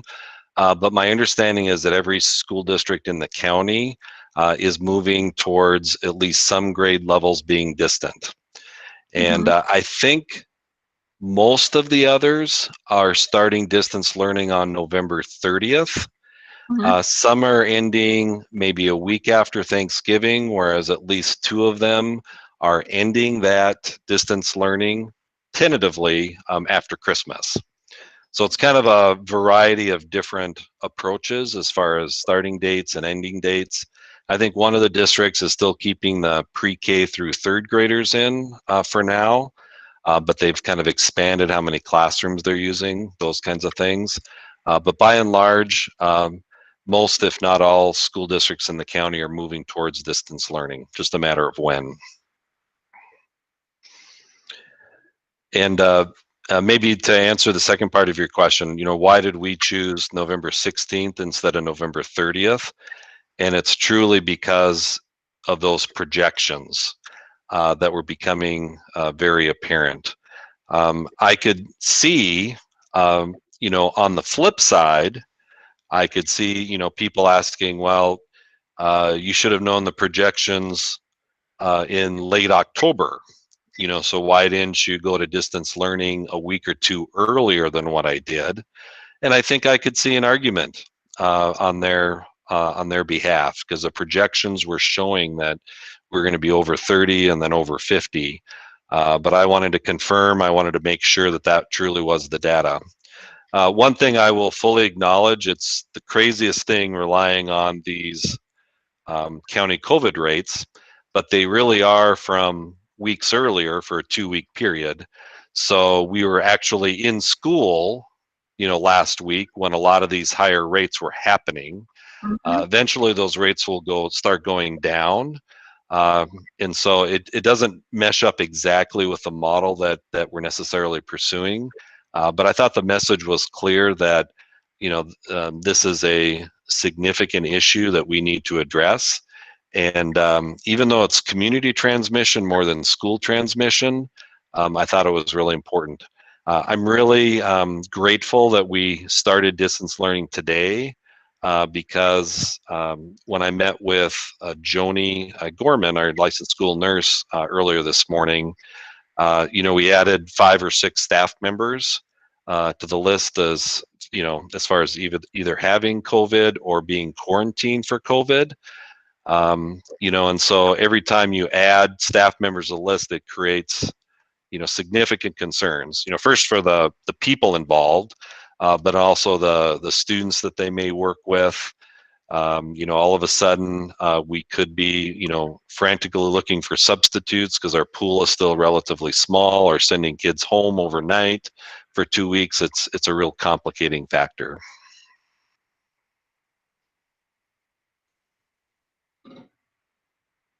Did I answer your question, Janie? Yeah. Yes. Kind of? Thank Okay. Yep. Arlen, you're next in the queue, and then Jim. Thank you. First, I want to go on record and say, Carson, you did the right thing. We gave you the authority to shut things down when you felt it was time, and I believe you did it right. And so I will back you 100% on this, as we board will back you on stuff anyway, but we have a number of people that have contacted us by emails and stuff about getting the kids back to school, and certainly that's what we want to do. At least I'm sure we all want to. But one of the things I want to clarify is several of those emails alluded to us having the lowest COVID rate in the county. And I believe that's total COVID cases as of a few weeks ago. And my checking on data today, we have roughly 1/3 of the active cases currently in the Red Wing community, and we are about 1/3 of the population in the county. So I just want to clarify for my own use, I don't care what happened 6 weeks ago. I care what's going on now. And right now, our rate COVID cases, from the information I have, are proportional to what's throughout the rest of the county. Secondly, I believe it was Sunday, it was announced there was 192 COVID cases in Goodhue County on that, released on that day. I think Rochester or Olmsted County was 397, I believe it was. I mean, those numbers were huge. Now today they're down a little bit, but the goal here is, along with keeping our kids safe, is keeping our staff safe, and as a member of our community, keeping our community safe. And the governor's gone on record saying we need people to stay home if you can. But yet we're getting conflicting messages when we see the governor's directives there when it comes to special education, early childhood. I'm going to respect that he's doing. I know the mental health of our kids, our children, their needs are there, but the governor is clear that we should try to keep our early childhood going and work with special ed students in person when we can. So I'm going to support what we decide going forward here. I'm not sure how much other than getting information should be here tonight. I assume we're on board for having a full meeting for this next week as a special board meeting to make COVID decisions. And we do need to give parameters on what's going to take to put our kids back in school when it's right and such like that. So once again, well done for making the decision. I think it was right. I think it's time, and our decisions going forward are going to be certainly on our children, but we have to also be concerned about our staff, whether we have enough, whether it's safe for our staff to be here, but also our community. And we need to partner with the community what's best for the entire community too. So I'm sure we'll work the best we can. Thank you, Arlen. If I could just respond real quickly. And I think I mentioned this in the summer. There are no playbooks, no easy decisions, really no right decisions. It's really frustrating because everything we decide, if it's building level, district level, school board level, has significant negative repercussions. And we're hearing that loud and clear from the people who presented public comment and in email messages. I read every single one, and I'm sitting there thinking, oh my gosh, they're right. They have legitimate concerns. This is very challenging for our youngest learners, special ed kids. We want kids in school, as long as we can do it safely, no doubt about it. The problem is that, when we do that, like you said, Arlen, then there is risk of transmission with students and staff members. I often say that every decision in COVID-19 puts us in a catch-22 because there is no easy answer. everything we do has negative repercussions, and that's a frustrating part, and that's what makes all of us emotional, because we know we want people in school, and yet we know that there are some risks to that. So, but thank you for your comments, Arlen. Jim is in the queue, and then followed by Heidi. Thank you, Madam Chair. A lot of the things have already been said that I probably hit on briefly, but this decision, as we go forward, what's happened now and as we go forward really kind of relates back, not relates, but it's similar to the decision back when the governor said you had 3 options: distance learning, hybrid, or in school. No matter what we do or did, or going forward, a number of people aren't going to be happy. With that, though, I did have read all the emails, and I have to say we got many more this time than I think we did back in August on the topic, and overwhelmingly there was concern and questions entitled or asked about the younger school children who are practicing the social distancing, got the masks. We opened Jefferson to get more kids in different locations to get them spread out. Staff member called me over the weekend. Others I've talked to, they feel that this one and others, a few others have said they feel the kids are safer in school, and they're really kind of relying on the younger ones. I know we gave you the authority to make a decision to go to distance learning. However, I had hoped that you would probably weigh into the fact of the younger kids who are in 100% in school, and the quite a change for them going forward. Parents, I've talked to parents in the Zumbrota, Goodhue, Lake City area. The older kids are, Zumbrota went to distance learning with the older ones, and the younger ones are still in school. Lake City, the older kids are distance learning, and the younger ones, I'm not positive they're hybrid or in school. Goodhue, they're going on the 30th to the high school. The older kids are going to some alternative learning. So they're all thinking out, looking at just not uniformly doing everything at once, one for all. So I really wished we had examined that and looked at the younger children, to at least give them another option, either in school, hybrid, or something, than just all carte blanche go to distance learning. I think with the emails and stuff that were talked about the Red Wing area is a lower COVID rate. Now, I think our city of Red Wing population is about 1/3, but I think our school district population is greater than that in the county, probably closer to 40-45%. So we may not be as high as we all kind of anticipated. And then lastly, we're all, I think there isn't one of us haven't discussed what we're going to do for Thanksgiving, because that was brought up by Mr. Anderson. I think I know in our family it's going to be just the immediate ones. We're not getting together on the big side, on the Bolt side, and so I think the governor's restrictions are going to put a little bit slower to it, and hopefully. And I don't think anybody wants to get COVID. I spoke to some that have it; they don't like it. Others, very mild effects. So it hits everybody differently. It's here for a while, but I'll just say I heard the people on the emails, and I really do think they have a legitimate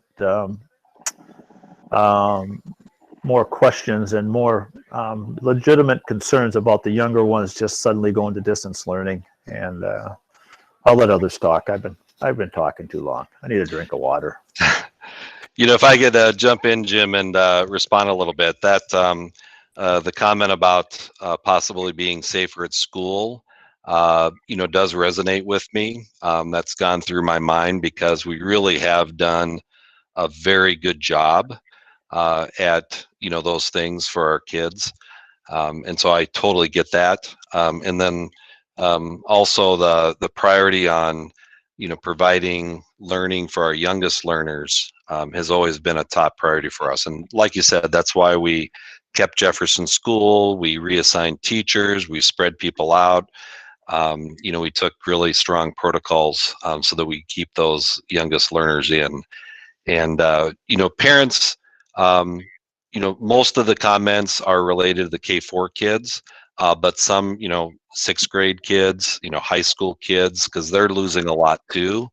And again, I want the kids back in person as soon as possible, in person or hybrid. I just want to make sure that we're very thoughtful about it and then choose the right time and manner to make that happen. Heidi, you're next in the queue. Thank you. Carson, can you tell me a little bit more? We've touched on staffing, but I know some school districts have closed because they can't find substitutes because they have too many staff and students out with quarantining and stuff. Can you speak a little bit more in detail about our staffing situation? Overall, it's a challenge, Okay. but we did hire some additional emergency substitute teachers through Teachers on Call, some for the whole year, and then some month by month. That really helped with our subbing. It significantly helped. There's a cost associated with it, but we knew that we had to provide that backup plan. We also increased our sub pay rate to $200 per day. Again, for the same reason, because we wanted to provide in-person instruction as long as possible and come back as soon as possible.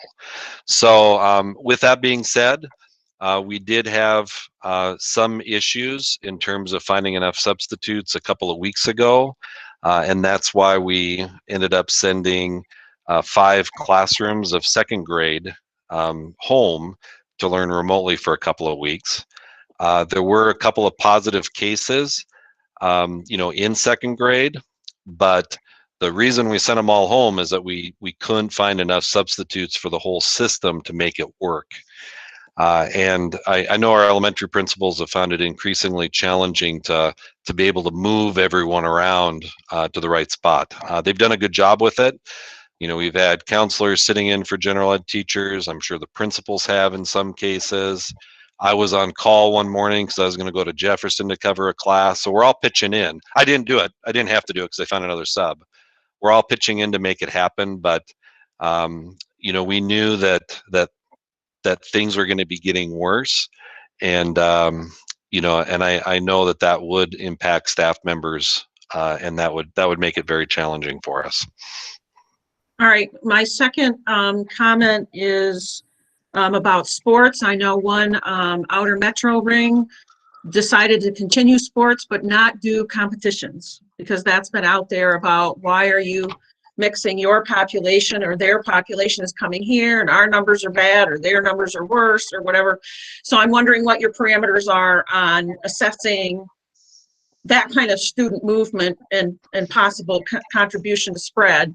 And again, they made a decision, kind of a middle ground about, we'll continue with activities, but we aren't going to do, interscholastic contact.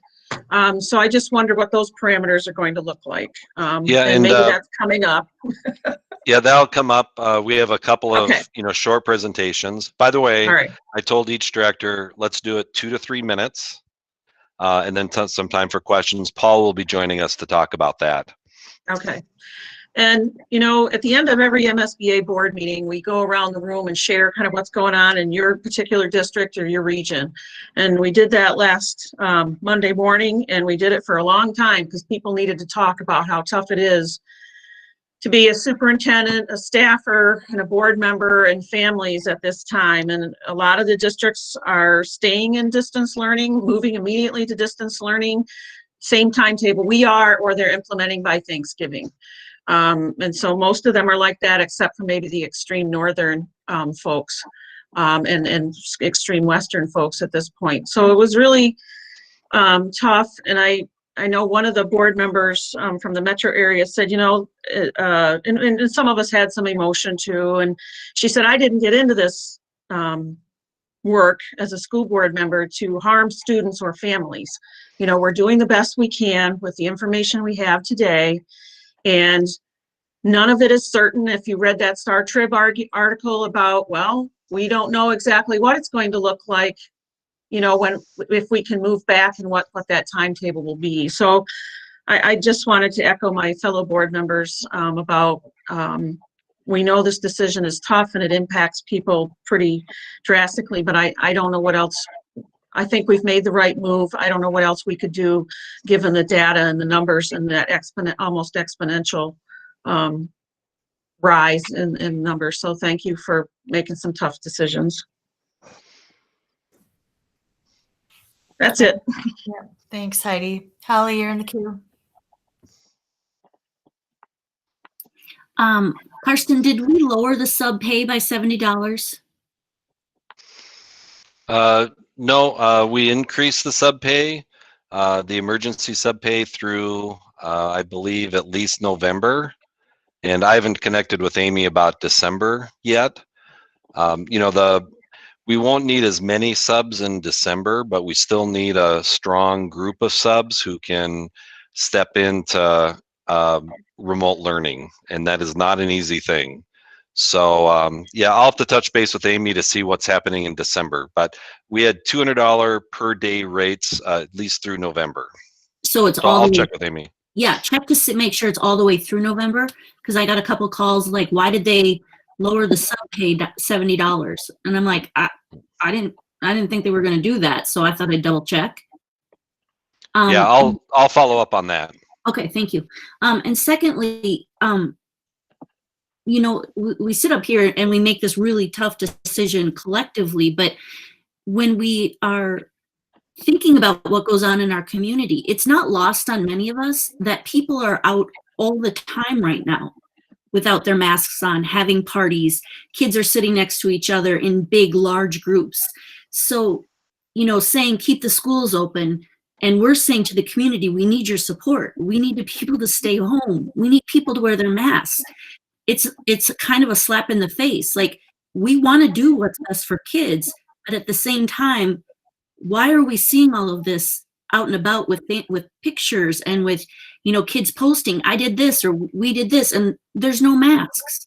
So from my viewpoint, it's really difficult to make that decision when we don't name what's actually going on in the community. And I'm not talking about with everybody, but with a lot of people. There have been tremendous amounts of parties, and those people get sick and they bring it to people at school. And because of our task force, who's stellar and on it, we're able to quickly, you know, nip it in the butt, but we can't continue at that pace. It's unsustainable. So it would be nice if, you know, the people in the community who are out and about, not wearing masks or having parties or, you know, doing these large group events would take that into account also, that we're trying to stay open, but it doesn't help us.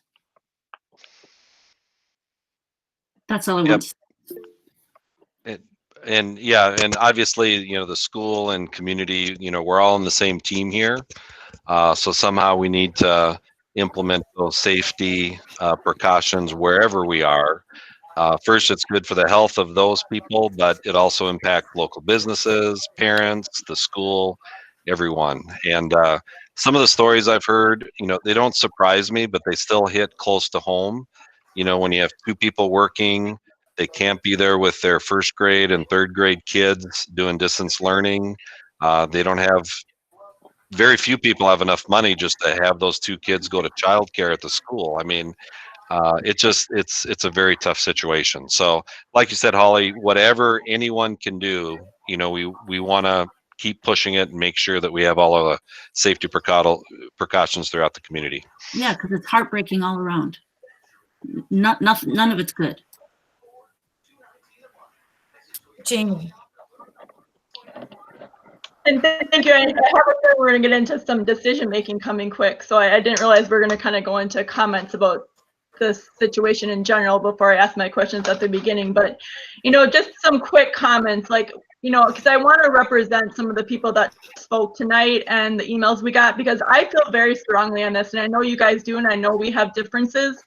But we are not in a stay-at-home order yet by the governor. So I just want to reiterate that. I feel like my job as a school board member is to do what's best for the education of our kids and all kids, and that's where I'm kind of making votes at. And I'm not saying that you guys, I know you guys have very much the utmost belief in that also, but people are struggling in Red Wing right now, and this is the only decision that I think can support them at this point, is to have as much consistency as we can in our educational system right now. And, you know, when we talk about supporting our community, we have community members and businesses right now that are having to help us. So instead of the kids in the school buildings that we have paid taxpayer money for, they are now going to other buildings and nonprofits in our community, having to go other places because we don't have them in our buildings. And so I just want to bring up that point because I feel like people want to hear that and our public wants to hear that. And I know you guys are very much taking this seriously too, but I just will be voting as much as I can to keep kids in school because there have been 0 transmissions in our schools. And until that changes or we have a stay-at-home order, I'm going to be voting that way. And I'll and it kind of gets back to my earlier comments about a catch-22, because, you know, even if we're in distance learning, there are still things that will happen in school. But in some cases, you know, instead of having 2 kids in different elementary classes, you know, all the time, now if they're in childcare, they might be together in, you know, so there's almost like, you know, intermixing of sorts. And so that's one example of, you know, us being in a catch-22, because there is no good answer, you know, regardless. So I totally get it, Janie. You know, my kids aren't, you know, in the situation here in Red Wing, so maybe it's impossible for me to fully understand, but when you hear the stories from people, it's heartbreaking. There's no doubt. So I wish I had an easy answer or a good answer, and right now I just don't. And again, I know we're all doing the best we can. So we all have to make the decisions that we can stay with. Mm-hmm. Our intent is to kind of just have a preliminary discussion today without making a whole lot of decisions. We've moved our workshop next Monday to a board meeting where we can discuss much more about the numbers, what we're going to do, how we're going to decide to go back to in-person learning, because right now it makes no sense to change anything this week. Next week, there's no school. So we've got a couple of weeks to play with, and hopefully we'll see some different numbers through the week and next week. And we can come back on Monday and have a much better idea of where things are trending, because we're looking at that data. What I would like to ask to add to our to this box that you have is we're looking at county COVID rates, but you know, we need to look at Red Wing rates as well. We need to think about what our numbers are here, because it's a very different story. It could be very different in Wanamingo or Casson. We have to also remember that Goodhue County is a very large county. And it spans a lot of area. So I think the more that we can look at our local data instead of just the county, that's important. MSBA also recommends that we take more of that scalpel approach, that it's not a one size fits all. So I'd really encourage us to continue looking at that and look at more parameters for making decisions. Jim, you were next in the queue. Yeah, and I've talked a lot. I just have a question and then a comment. Are the teachers that are doing distance learning starting today, are they in this building or are they doing it remotely themselves? How does that work? And then one last comment. Yeah, I'm glad you asked that question, because that's been an evolving situation. You know, right now, as per the governor's order, any staff member can work remotely if they can fulfill the essential duties of their position working remotely. So they're expected to do it and they're able to do it. So the key phrase in that, what are the essential duties, you know, for a teacher? or for paraprofessional, secretary, and that kind of thing. And that means some subjectivity. We've really encouraged our staff to be present in the school buildings, especially this week and next week, because the administrative team feels that we're much more effective if we can be in person. Several reasons for that. First of all, we have equipment, we have good internet connections. If there's a technology problem, there's an easy access, and the list goes on and on. However, really, if a staff member comes to us and says that they can work remotely, they have the right equipment, the right supplies, strong internet connection, then we need to honor that.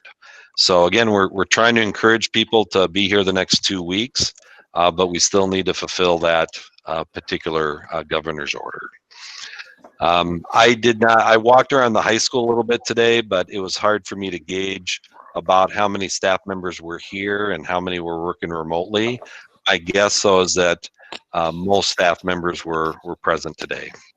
And I was up at the high school this morning, dropped something off a little before 8, and it looked like a number of vehicles in the lot too. Yeah. So, but I will echo a little bit of what Janie said there too. There's always reasons to do something one way or another way. You can come up with reasons, you can come up with ideas, suggestions. Ultimately, we're here to educate our children, and the best education they can get is in the building. And I'm going to push and strive and get us to where we can get back in the buildings in a timely manner. And we are taking the precautions that was said before. And I will push that. And the decision was made, but next Monday, I'm assuming the idea of the special meeting is so we can revisit this and not just talk about it, look at it and to see if we need to make some decisions going forward to extend it, to modify it, to do something that we've been talking about tonight. So thank you. Well, in the board, if you remember, we gave the authority for Superintendent Anderson to make that move going more restrictive, but we never decided as a group what we're going to do to bring kids back. So we do need to decide as a group how we're going to handle that. So that is a big piece of what we need to discuss and decide next Monday as well. Right, and you're right. We did decide, but I don't think we ever had the clear definition as to what we're going to go from one extreme to another. I think we all were thinking we are going to go through the book and page and chapters, not just from front to beginning in the one swift move. So I get it. So we'll focus on it next week again and decide what's best. Hopefully. Yeah, and by the way, I just started before the meeting started. I was looking at MSBA's daily news clipping, and the main article there was, okay, now we know schools are going to distance learning. How do we get back? What metrics do we use to get back? I felt like it was a repeat of our discussions over the last month or two, and so I'm sure there'll be lots of people talking about that because, in general, we want kids to be in school. So one thing I'm just going to point out, and really I threw it out as an example, but it was kind of the last page of the background information that just gave a rough example of possible criteria for returning to school. So if you have some time, if you could look through that before our next meeting. And again, it was just Karsten Anderson coming up with some possibilities. And but if you could read through that. Another factor is that we do have Thanksgiving and Christmas. And so even if we followed that criteria and we got back into school, I'm not sure if it makes sense to have people come back just for 2 or 3 days one week and then go on Christmas break, for example. I think we're gonna have to factor that in. So it's not necessarily a formula, but we need to know when we can come back. There's no doubt about it. Can I ask Karsten or Pam, I'm sorry, as far as these recommendations for our information, in the board packet here, like, we are going to get to 1 or 2 of those tonight, or are those purely, can you just give us some guidance on what the plan is for that? Yeah, we're hoping to make a decision about Colville programming tonight if possible. And then the others are either for information or just kind of, some red flags for us to look at. And then I'm thinking that a week from now, we would go into more detail because there's some significant issues to sort out, with many of these things. So we are currently not doing any of those things that are on the page, like whether it be high-risk students or the level 3-4s for special ed? Correct. Okay. Well, athletics and activities would be one exception. Right. Oh, and but we'll hear from those directors, with each topic. And again, I've really asked them to limit it because we're going to revisit it in a week. So how do you want to handle this, Karsten? Do you want Min to go first? Yeah, why don't we try Min? I know she's on the call. She did have some background or kind of a summary of her proposal, and I told her that you guys would read it or at least understand it before her presentation. So Min's on the line. Hi there, everybody. Thanks for having me. As Karsten said, yeah, there's more detail in your packet. So I'll let you know kind of what we want to do and why we want to do it. Before I start my comments, I do want to say I've heard from a number of parents, and I know that you've heard from some parents in my building as well. And I've heard from all my teachers, and I've heard a lot of support, overwhelming support for staying in session at Cobble. From my teachers, from the parents in my building. What I thought I would hear a little bit of, and I didn't hear any, was, what are you thinking? No, I didn't hear that at all. So I think that speaks to sort of where we're at. So what we would like to do is to stay in session starting November 30th. So these next 2 weeks are kind of a hiatus for all of us, and we're having 3 days of distance learning this week, 2 days of conferences, and then next week, of course, is 3 days of staff development, and then the holiday. But then starting on the 30th, we'd like to bring our students in Monday through Thursday on the schedule that they normally are on. And I thought about, shortening days. That's just going to get really confusing for everyone. So I think the cleaner way is to go no Fridays. We'll do distance learning on Fridays.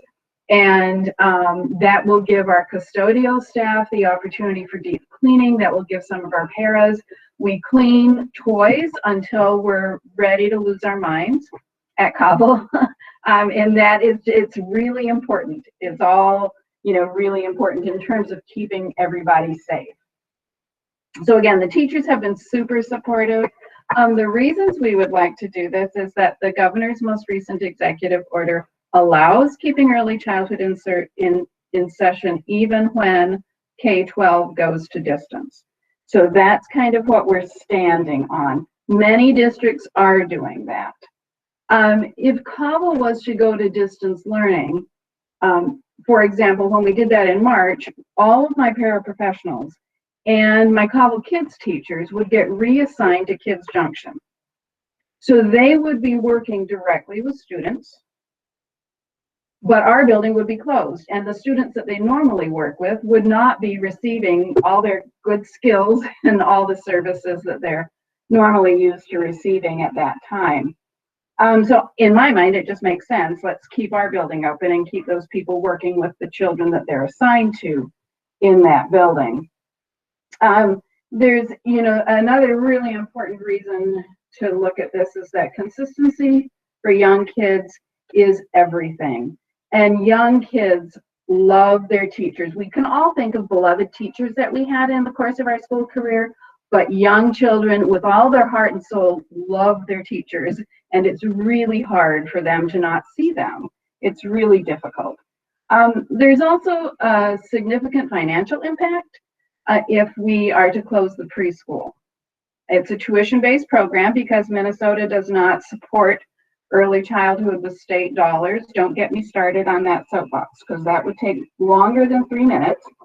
The other thing that we know in the governor's executive order is that we will need to and will want to serve some of our students with special education needs. And so we will be able to keep all of our students on IEPs in session if the whole building is in session. Of course, we'll work with the superintendent and our amazing COVID response team to look at if we get to a point where this is no longer tenable, then we will need to make a different plan.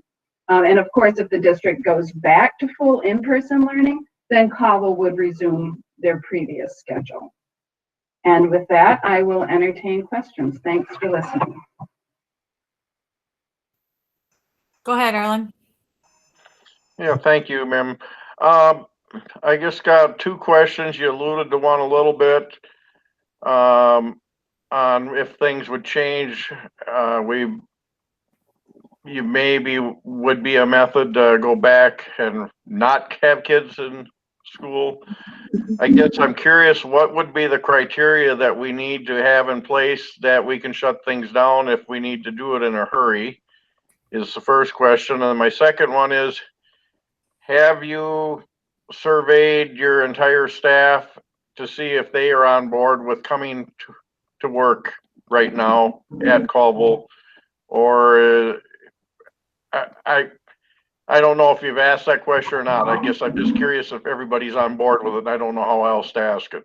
Yep, and I met with all my special education teachers. They were all on board, and how I did that was I asked them to meet in a room without me. I told one person on the staff what I wanted them to discuss, and I said I can be called in to answer questions. So they got to have the conversation without me in the room, which I think is critically important. And then I was called in when they were ready. I answered their questions and I left, and they continued their discussion. And then a member of the special education team came to me and said, we're in favor of it. Nobody changed their mind after you left the room. I have also talked to all my general education teachers. They are absolutely on board. So to a number, yes, 100% of the teaching staff. I also have a number of therapists in my building. I have not talked directly to each of them, but the ones I have talked to have been supportive, and the paraprofessionals have been really supportive. And of course, parents are saying, yes, please. So you have 100% buy-in from the teachers and paras? From the teaching staff and the paras, correct. Thank you. And so then that only leaves the other part coming back. Who or what kind of criteria do you recommend to make that decision? Because I think we need to have something in place if the numbers double again in a day or two or a week from now or something. So our staff and our parents are waiting to hear, the outcome of tonight's conversation. And when I send information to them, if I'm letting them know that, yes, we will be in session starting on the 30th, I will sort of caution everyone, especially parents, that at a moment's notice, with COVID numbers rising like they are, we could be asked to go distance, and that we would do that.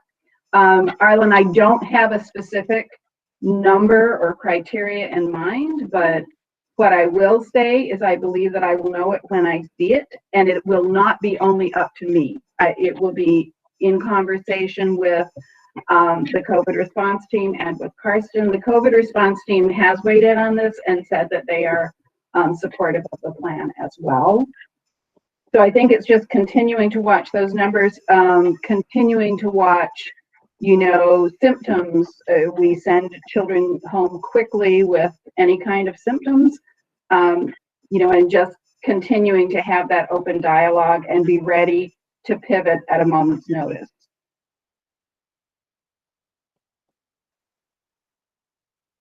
Thank you. I appreciate that. I can buy into this with the current numbers, but like I say, I'm concerned if the numbers double again or triple again or something, somewhere somebody's got to make that decision. So, but the staff is on board. I know we need to get these children in school if we can and do the services we do. So thank you. And if my staff had been resistant to this idea at all, I would not be presenting this to you tonight, because it wouldn't be a good idea. It wouldn't be doable. Heidi, you're next. Thank you. Arlen, you asked the same questions I did, so thank you, because those were Sorry. important to understand, the monitoring and the staff buy-in. And I think with Coble's situation, I mean, it is still possible under the governor's orders. But I think the size of Cobble kind of works in its favor, just on a scale situation, that you're not dealing with hundreds of kids in our larger buildings. You're dealing with a finite number, a reduced number, that has been reduced under these circumstances, along with the social distancing. And so I think that works in Cobble's favor. I'm in support of trying this, but I absolutely want to understand that, we're monitoring this closely, because these are uncharted waters, and we just, we're going to try this. I think it's a good idea to go ahead.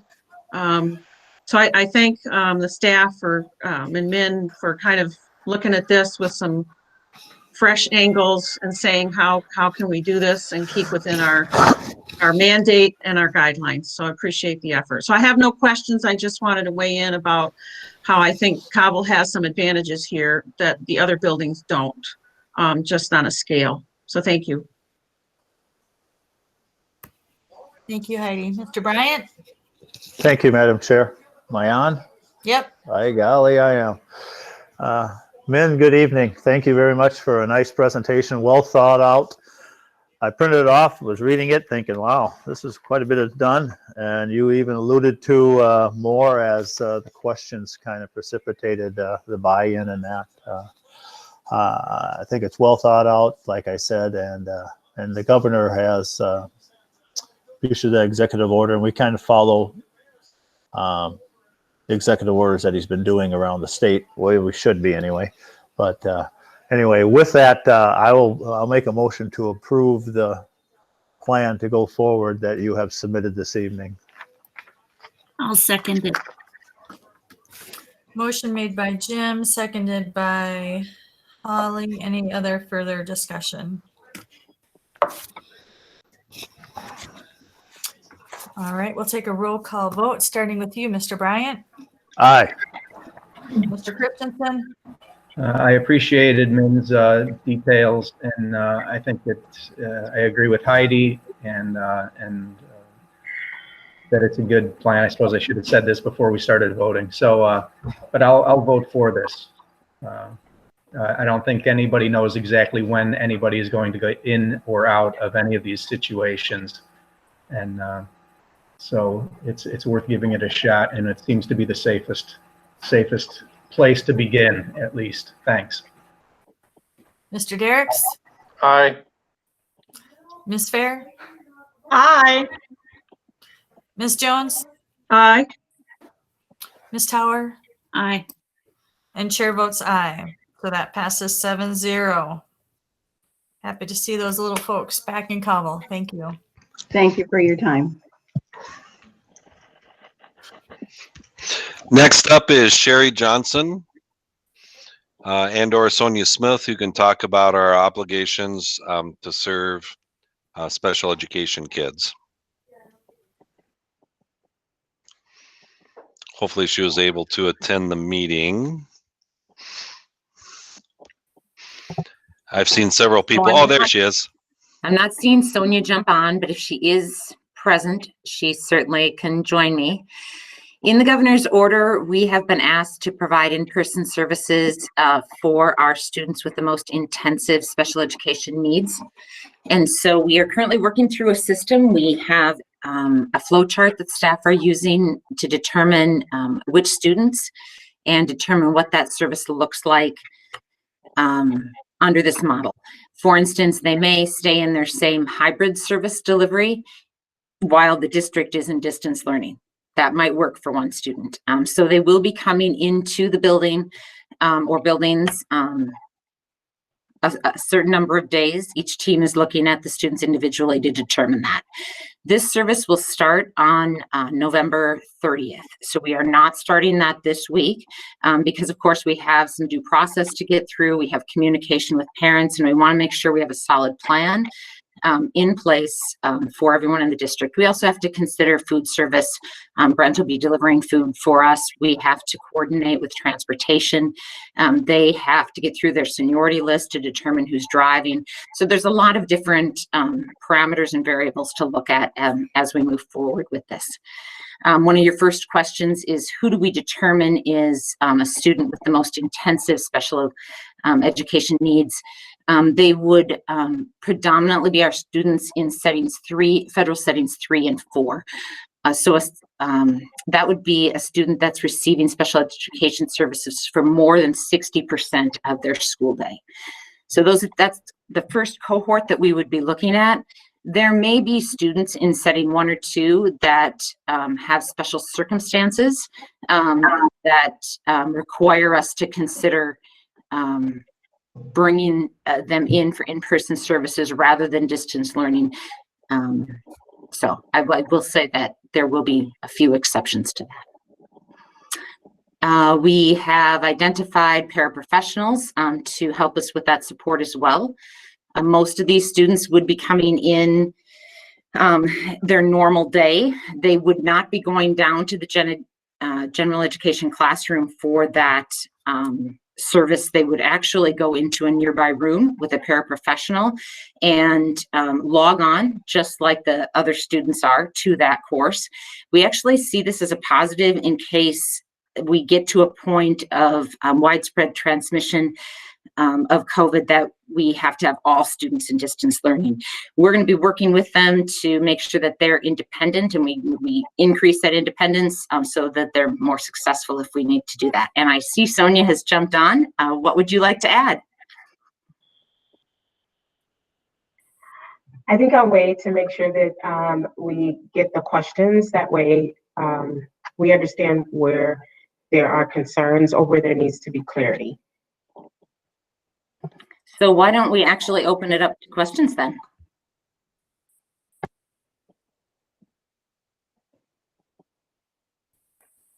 Sorry about that. Go ahead, Holly.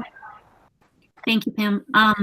So I teach in St. Paul currently as a special ed teacher, and they just pulled back on having to go in person with students in setting 3 and 4. So what's the difference in Goodhue County versus Ramsey County? I'm curious, like, why is their messaging different, and how are they allowed to pull back, but we're not?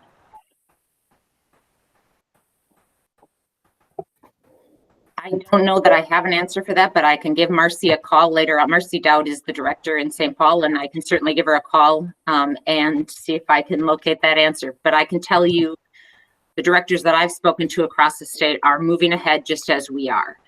Marcy has had, as you know, being in St. Paul, there's been negotiation going on for months, trying to work through the parameters of the situation with teachers and administration. Right. I don't know. Yeah, we just got the notice that everything is pulling back because it was supposed to possibly happen, and they pulled everything back. So I'm just curious what the difference would be. That would be great. Thank you, Sherry. If I may add to what Sherry has already stated, our goal is to prepare our students in the event we have to transition to full distance learning because of the stay-at-home order. We are always looking for opportunities to make sure that our students are ready to be successful. And so this would give us an opportunity to give our students multiple opportunities for practice. It's not something that we foresee will have to continue on unless we bring people back in the building. We just want to be able to transition very well with those students.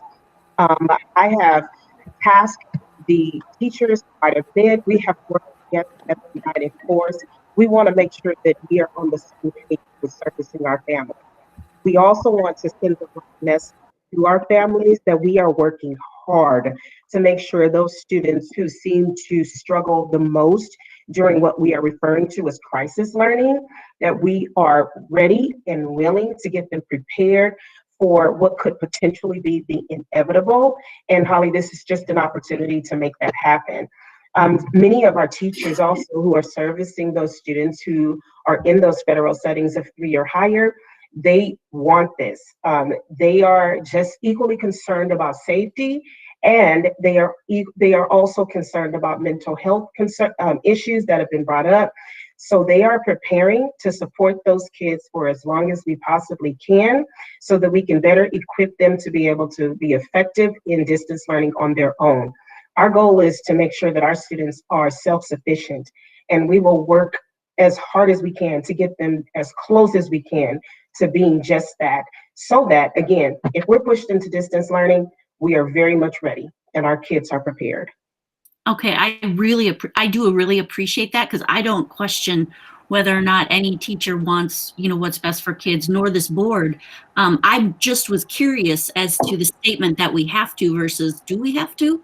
And to advocate for all kids, and I'm a special ed teacher at heart, it is my heart, but to advocate for all kids, it's just as critical for all kids who are at that juncture. And I'm not going to say special ed kids or kids with IEPs don't have more specific needs or don't have, I'm well aware, but I really struggle with the who has to and who doesn't have to. And, from a family's perspective, what does that mean for their child to not have education in the building? Does that mean now I want my child to have an IEP? It really opens up all kinds of questions for families. So I really do appreciate you guys advocating, and I don't question 1 second whether or not we want to prepare our students for the next steps or anything. So thank you. I appreciate that, Sonia. You're welcome. Holly, one of the differences between perhaps where St. Paul is and where we are, one of the pieces of the governor's order says that the administration has to determine that we can safely do it and that we have the staffing to do it. So St. Paul, for instance, may not have the staffing to pull it off across their entire district. That could be the difference. Yeah, that makes sense to me.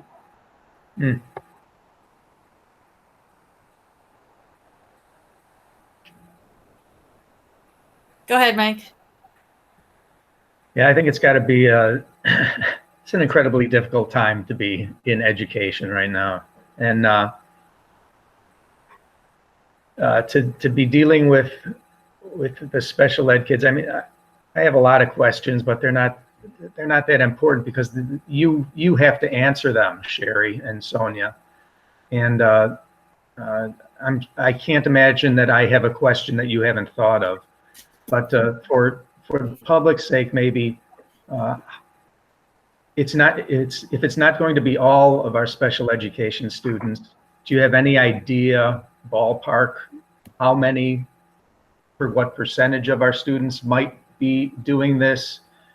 Do you have a similar buy-in as MIN does? Have you gone through that exercise? And yeah, it's just these kids are better off with trained professionals and et cetera, et cetera. So if you could just answer those two. Are your staff buying in, and approximately what percentage of our students would be participating? 13, 10. Well, I'm gonna take a stab at that one. We don't have a high percentage of students that we are bringing back in, but I'm going to circle back and speak to that in just a moment. The buy-in from our staff, I have to tell you, I need this to go on record. We have an amazing staff that I'm allowed to work with. Even through their fears and their concerns with the rising cases, they are willing to do what it takes to make sure that we are best preparing our students to be where they need to be. And that means, against their personal fears, they're willing to come into the building. They are also understanding that I am challenging them to work hard to make sure that we are preparing our kids for the great unknown. And so for that reason, they are looking for future. We are never looking at only today. We are looking at what is it going to take to make sure that our kids are equipped to be successful in any platform in which we decide to provide an educational setting for them. If we are not working towards that end, that we're not thinking ahead for future generations. And so our staff has been working diligently to make some determinations based upon who needs what, because as we found out in the spring, nothing is promised.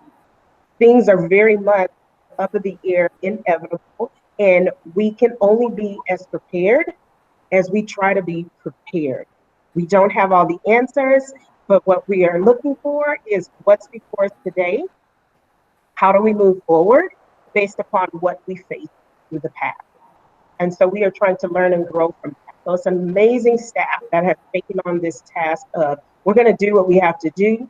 And what we have to do is make sure that we are equipping our kids to the best of our abilities to be successful in the future, preparing them for what they can look forward to moving forward. And so when we say how many kids are coming back, we are trying to be very diligent in who we're bringing into the buildings.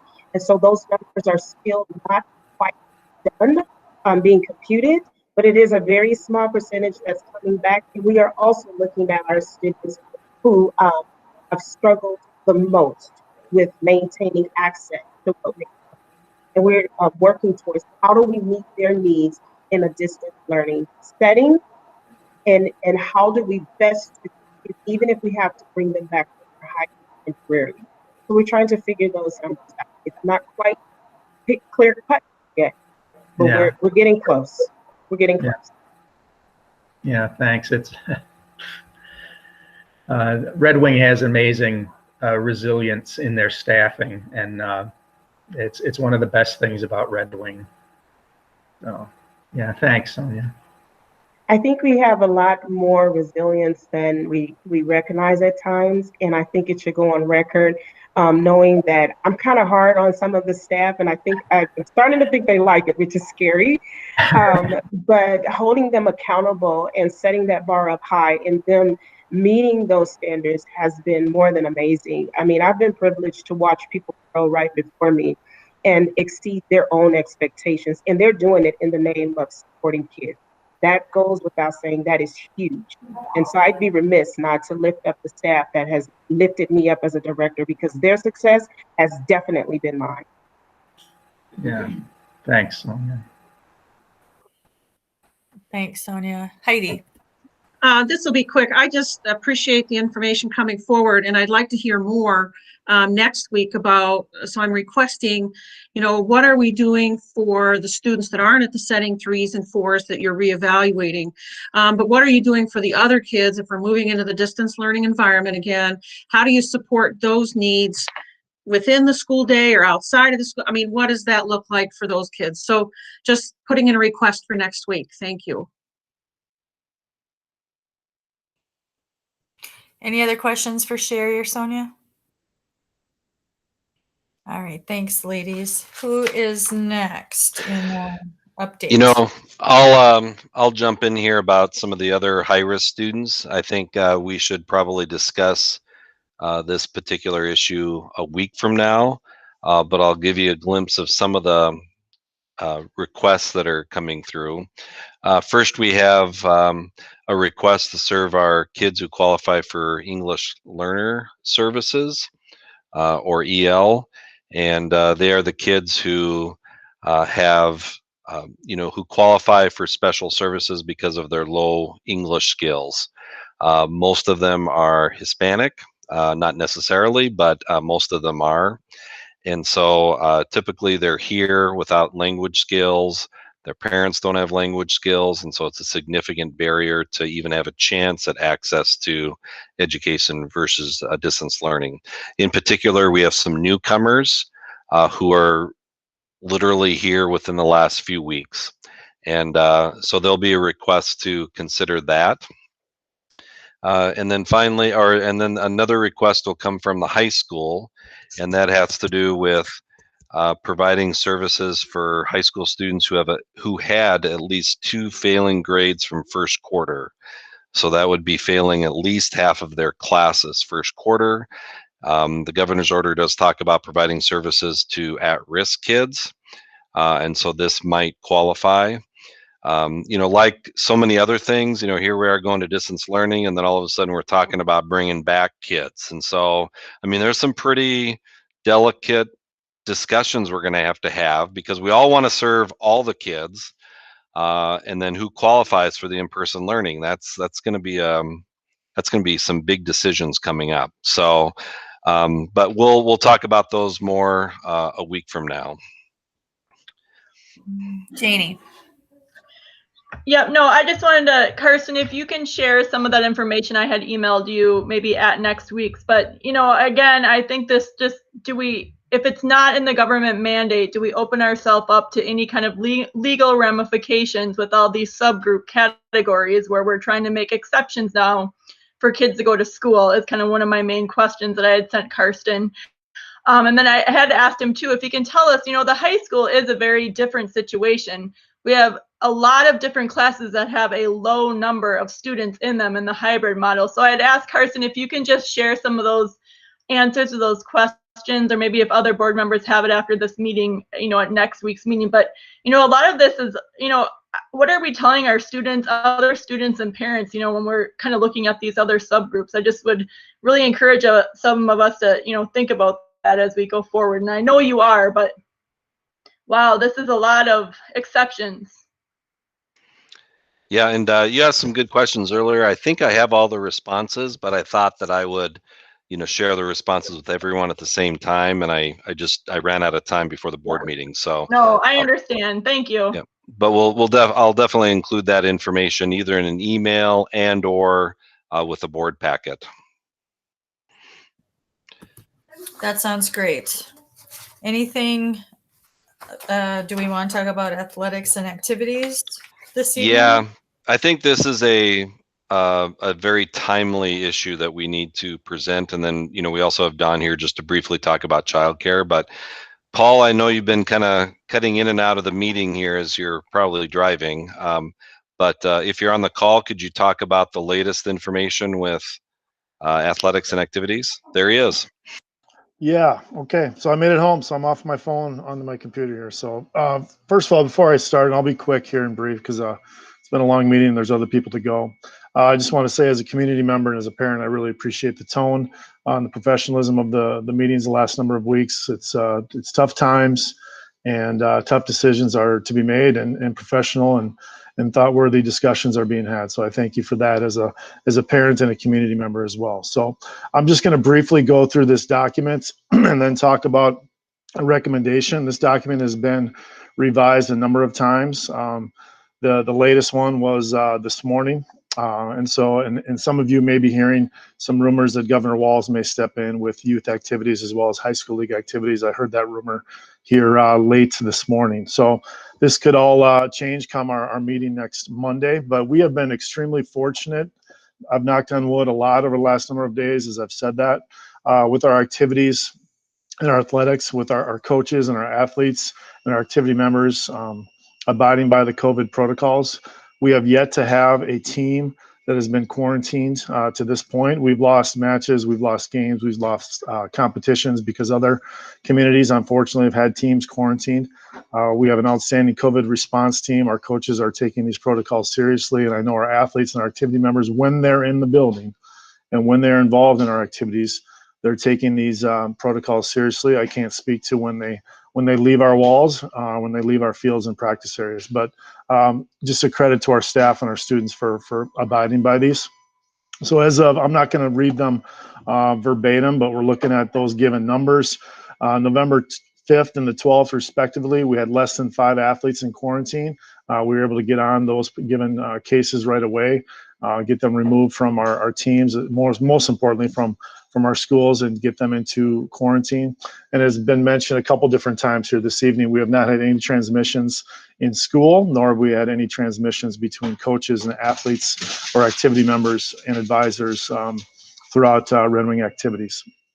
I say this not only as a director, but I say this as a parent and as a community member, that when our kids are involved in activities, that's 2 to 3 hours a day that we know what they're doing. They're masked up when they're not competing. They are taking masks off at times when they are competing, but we know what they're doing. They're being observed, and they're being led by our gracious adults. We're doing an outstanding job of trying to teach and monitor these given protocols. The social emotional was already spoken to earlier, so I won't go into that. That's a board presentation for another day. Heidi mentioned this earlier, sort of a return to play or some steps that may need to be taken. I'm going to gloss over the COVID protocols established by the league. Our coaches know those front and back. You can click on those anytime there and read through those. But based on the data we have right now, next steps may include, but are not limited to. And as I typed this out over the weekend, there was actually, I'm seeing some dials that are starting to show themselves from other districts throughout the state, similar to the dials of Governor Walz early on in this pandemic. And so we'll be working through some of those potential dials for Red Wing schools here for the board meeting on Monday. But the next steps may include full activities, which is where we're at as we sit here right now on Monday evening. No restrictions on games or practices. We could go to sort of a step 2, which would be activities practice in person with restrictions on games, meaning no competitions. Or we could tone it down a little bit more, practice 2 to 3 days a week in distance learning in pods on separate days when using the same facility. I'll just say, for an example, if we have hockey and we're at this particular model, the girls and our boys would rotate 2 to 3 days per week, so we can get that cleaned out. I know we clean it out anyway, but just that would be the next step. And then obviously where we were last spring, it would be a virtual only type of practice. As of last week, and these are subject to change, and I could go into more details on each one of these districts, but they may have changed sort of their policy. And to be honest here, a lot of this is just based on timing of board meetings. It's not that we're late to the call on this. A lot of these were decided late last week in given districts. And so as you look there right at the big 9, Faribault, Mankato East and West, the Rochester District, and Northfield, they've delayed the start of their winter activities to a to-be-determined date. Some have thrown out January. Some are going to look at it every couple of weeks.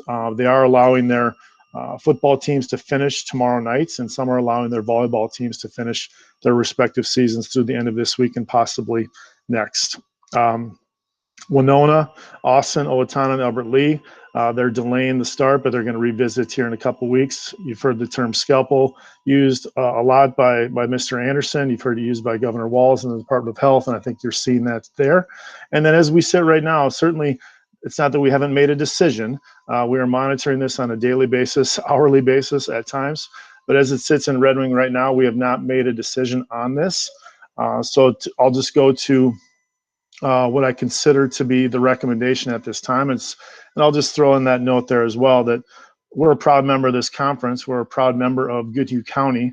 We're a proud member of Red Wing. But the numbers do look a little bit different in Red Wing as compared to some of these other places. And so we need to act in the best interest of Red Wing kids. I think it's important that we monitor metrics and measures from other areas, including our own.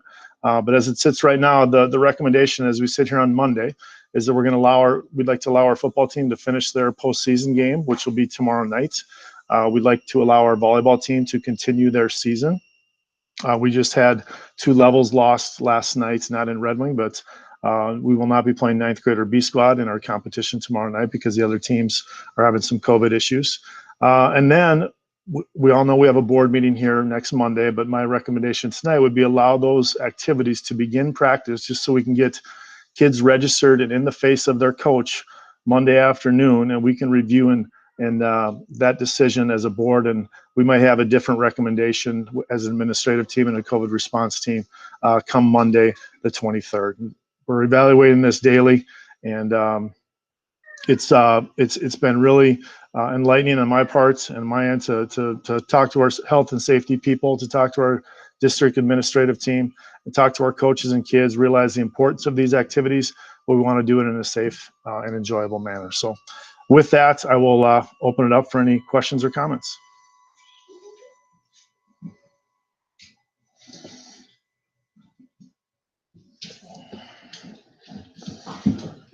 Anybody have anything for Paul while he's here?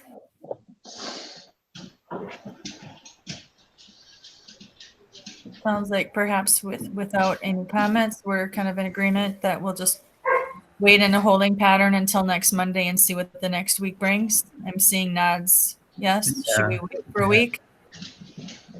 Okay. Yeah, thanks, Paul. That was well done. I don't know if I would have said getting the kids in the face of the coach, but Good point. Good point. Literally, right? but yeah, again, everybody, and it's about the best we can do. And yeah, I heard the governor speak this afternoon saying that he may or may not do something about it. So we just wait and see. Thanks. Yeah, Paul, and if the numbers aren't there, let the student athletes or people involved in activities finish their season, and let's see what brings after that. So I agree. Yeah, good. Okay, well, to be determined. Thank you, Paul, for your time. I'm glad you got home safely, and we'll see you next Monday, if not before. Good. Thank you. All right. All right. Anything else on COVID response right now, Mr. Anderson? We do have Don Wettern available to briefly talk about childcare during COVID. Okay, thank you for allowing me a few minutes. I apologize, my voice is just a little bit raspy still. We do have school age care open at all 4 sites. We have about 200 kids enrolled. Not all kids come every day. We had about 110 today. We have staff breaking down, following the protocol of safety. Been very fortunate. We've stayed pretty healthy in Kids Junction, and we are adhering to the numbers and social distancing and masking, and we are offering support for online learning. So that went really well today. I think once we got an hour or so into the day and we were able to divide the kids up, it worked really well. Very, very fortunate that the majority of team that was with us last spring is still with us, and I cannot compliment the staff or Justin anymore. They have just done a tremendous job stepping up to the plate and doing what needs to be done and providing a safe, supportive environment for our kids. And we are just very fortunate in this district for staff that'll work from 6 a.m. to 6 p.m. and serve our kids so our families can continue their job. We also have a lot of support from our custodial staff and food service. We couldn't do it without them. This will be different than it was in the spring. We will have teachers in the room, so hopefully they'll peek in and tell our kids hi. And we were pretty lonely last spring because we were only ones in the building. That'll be a little different this time around. So we really do appreciate that. Principals have been supportive. Just everybody in the whole district has been supportive as we try to, again, provide a safe environment so our families can continue to work. The governor, again, was very, very careful to outline criteria to provide support specifically to our Tier 1 workers. Different this fall, both parents have to be Tier 1. We are open from 6 a.m. to 6 p.m. currently at all 4 buildings. I don't know if we'll be reducing that. Cost is $29 a day, includes breakfast and lunch.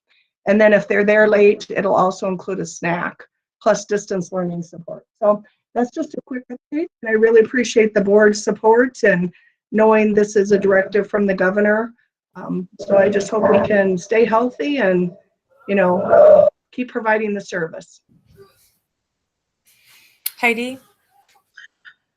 So Dawn, I have a capacity question. I'm assuming that perhaps our numbers will go up. I mean, we've heard from parents that they're in tough situation, childcare, and maybe this is an option that they hadn't explored before. Are we able to expand what we're doing now, or are we kind of at our limits? Can you describe what that looks like when you manage right the now, childcare? Yeah, Heidi, it really depends on, it's a little different this fall than it was last spring. We had a lot of downtime last spring. So believe it or not, it's a little more difficult to provide social distancing when you're doing activities. When children are on Chromebooks and learning, it is a little bit easier to, manage 10 kids with one staff person. We needed 2 or 3 when we were trying to keep kids apart. So we are closely monitoring that. At this point, we have not had to turn anybody away, but we may need to look at that capacity depending again on our numbers. If we have close contacts, our staff don't have to be, positive themselves. Our kids don't have to be positive, but close contacts need to stay home. So those numbers can impact us also. So we definitely need to have the staff to provide the service. Thank you for Okay. asking that. Yeah, thank you for describing kind of some of those circumstances that drive to the decision-making about staffing and managing the children. So thanks for the update. You're welcome. Any other questions or concerns? Nope, I don't see any more for you, Dawn. So thank you so much for joining Okay. us this evening. And as always, if there are questions or concerns that come up, we know how to reach you. Thank you. Yeah. Thank Thanks, you. Dawn. Yeah, you're doing awesome. Thank you. All right. Anything else on the COVID response? That's it for this week, but we'll have more a week from now. Yes, yes. So to be continued. All right, next on our agenda is the open and or closed session pursuant to MS 13D08 to conduct an evaluation of the superintendent. You see some background information there. As a board, we always conduct an annual evaluation of the superintendent on his performance, and this is our opportunity to give him that feedback in an open or a closed session. The recommended motion is to move into a closed session to evaluate the superintendent. So I am looking for a motion. Question first, please. Yep. I'm not sure I received a separate meeting invitation. I've looked for it. I can't find it. Yep, I didn't want to confuse the issue by sending or having you look at multiple meeting announcements. And so literally, if the board approves to go into closed session, then just go into the meeting invite that's, started at 9 p.m. Just click on there. And then people in the public, if they want to stick around to see if you're going to negotiate with me, because that's the next agenda item, they'll see a screen that just says that we're in closed session. And if they just stay there until we come back into the meeting, then they'll be able to watch the open session again. It's a little complicated, but that's how it seemed to make the most sense. Okay, so who sent the email so I know how to search for it? Is it Lisa Lisa or did. you? Lisa. I just sent it. Oh, great. Thank you. I didn't want to be lost in technical limbo here. All right, thank you. Pam, I'll make a motion to go into closed session. Mike will second. All right. Any other discussion? Can we have about 5 or 10 minutes before we Please, leave this yeah. one to the next meeting? Yeah. Yep, absolutely. All right, we'll vote for moving into a closed session. Janie made the motion, Mike seconded it, and we will do a roll call vote. Mr. Christensen, we'll start with you. Aye. Mr. Derricks? Aye. Ms. Fair? Aye. Ms. Jones? Aye. Ms. Tower? Aye. Mr. Bryant? Aye. And chair votes aye. That's 7-0. It's 9:15. Will we be coming back to this meeting, this invite, or staying on the other one? We'll come back to this meeting invite after the closed session. Okay. How about All right. how much time we want? 10 minutes, 8 minutes, 5 minutes? 10 minutes. All right, we'll reconvene at 9:25 on the other invitation. See you there.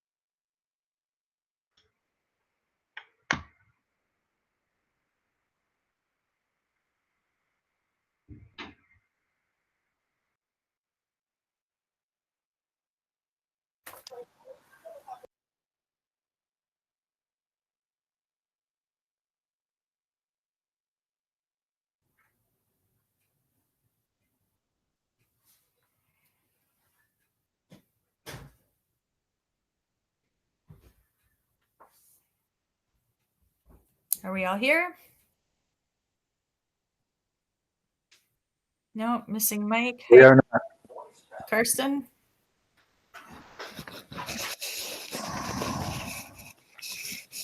And Heidi. There's Heidi.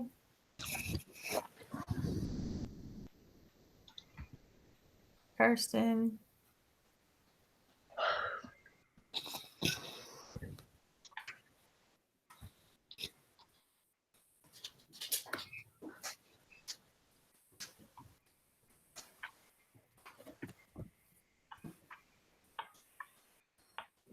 Just waiting for Mike.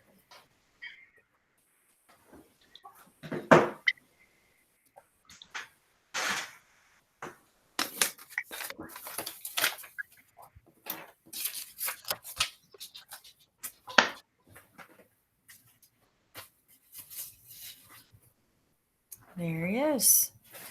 All right, we are all back together. Do I have to take a, what do I need to do, Ms. Jones, to recall us back together? It is 10:27 and we are resuming our regular school board meeting after a closed session with the superintendent to conduct his evaluation. The next item on our agenda is the negotiations of a superintendent contract. The school board will determine if negotiations should be conducted with the superintendent for his contract that ends on June 30th. Even though the personnel committee in Red Wing typically handles negotiations with the superintendent, the school board must approve the contract at an open meeting. If the board so desires, we are looking to authorize the personnel committee to negotiate with the superintendent for his next contract beginning July 1st, 2021. Discussion. Well, I think we need a motion first, so I'm going to go ahead and make that motion to approve what you just said. Motion made by Janie. Looking for a second. I'll Second by second. Heidi. Mike, I'll give it to you, Mike. Motion made by Janie, seconded by Mike. Discussion. I'll be the bearer of bad news to start with, I guess. He's 7.5 months before his next contract. I think the new board should be negotiating his new contract, and I won't support it if the personnel committee ends up being involved in negotiations prior to the sitting of the new board. So, thank you. Arlen? Yeah, once again, I'm going to stand by my belief. The new board should make this decision, and so I will not be supporting this.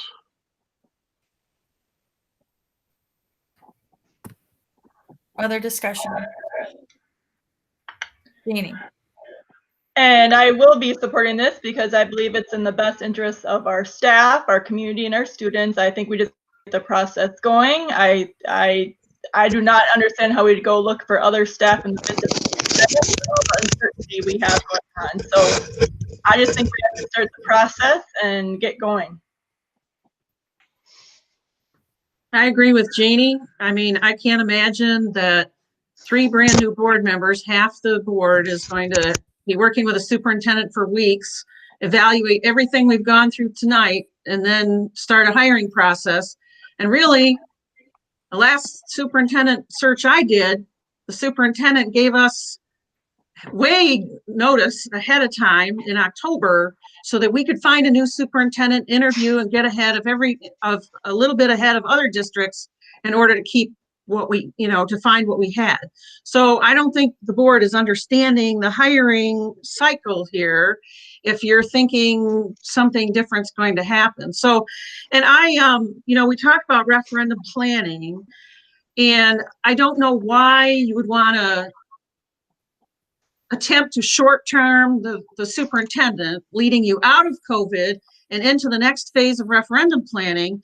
We really need some stability, and it's not just the superintendent's responsibility to manage what's ahead, it's the board's too.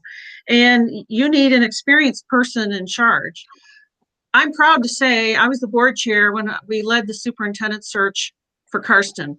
And he dragged this district into the 21st century. I mean, he's really good at organizational assessment, finance, budgetary, and to me, the examples of how this system was able to pivot so well to adjust to COVID circumstances speaks volumes to me. So I think I'm ready to go ahead, and I would like to offer more than just 1 year because I think it's a horrible message to the community for just 1 year. Mike, you're in the queue. And you're on mute.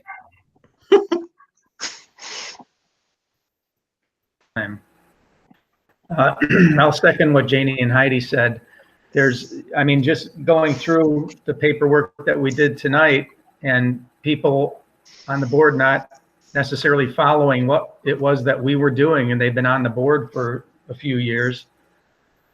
It will be shortchanging and putting our district at a distinct disadvantage in more ways than one to go looking for a new superintendent if the new school board, who has no concept or experience working with Karsten, if they decide that they don't want him in March or January, God forbid, what would they know in January?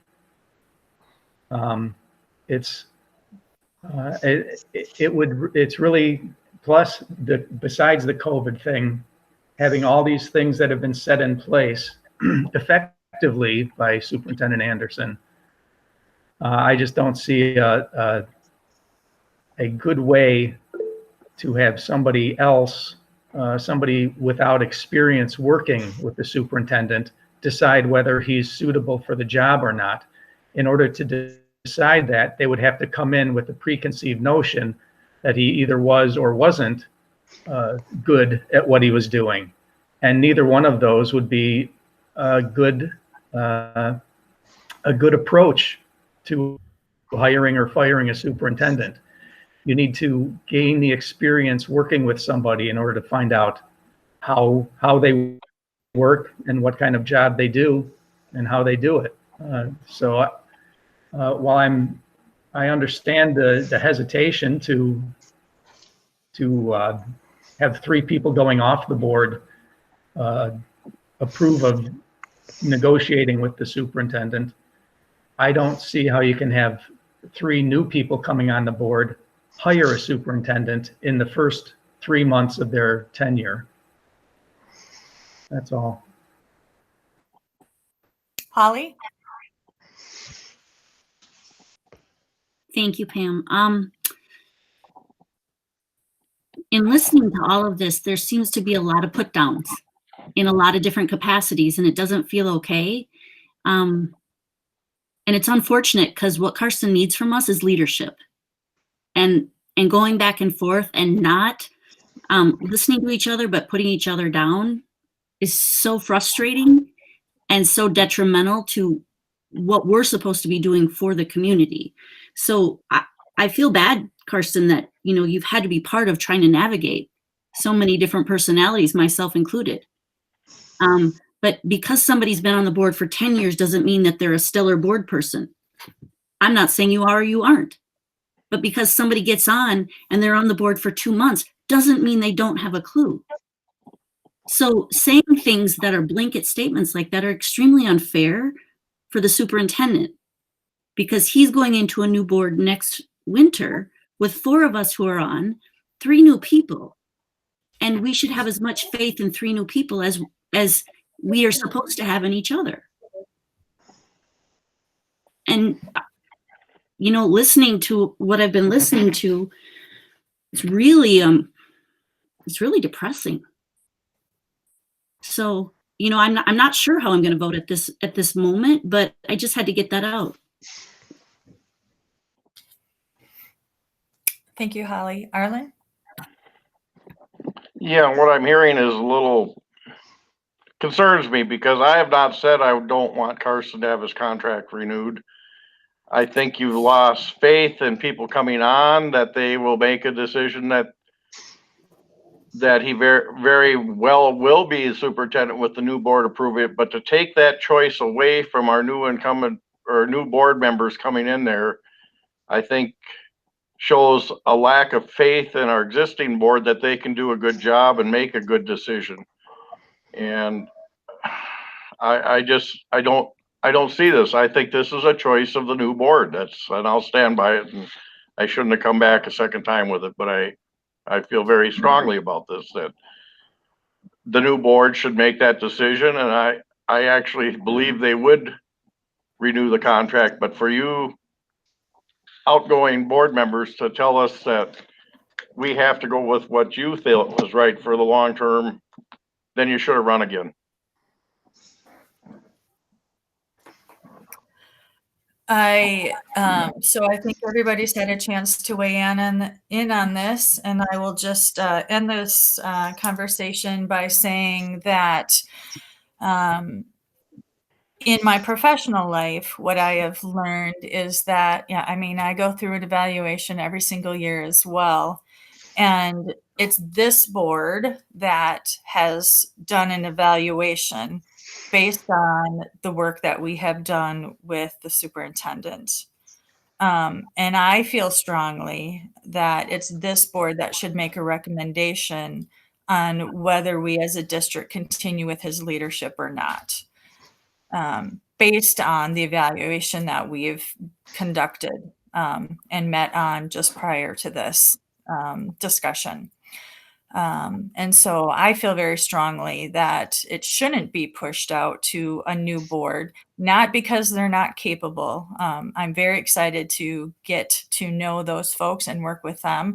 But I know as a new board member, when I came on 4 years ago, we had an evaluation cycle that started in May. So in April, I was given an evaluation form that I couldn't answer most of the questions because I hadn't had firsthand knowledge of any of those questions. I hadn't seen the superintendent do what I was being asked to evaluate. And so I think that we need to give the new board some time to get to know the superintendent, to be able to evaluate his performance and make a recommendation moving forward. I don't think it's responsible to put that in their laps, not having any opportunity to work with the superintendent and make a recommendation. You need some time to do that.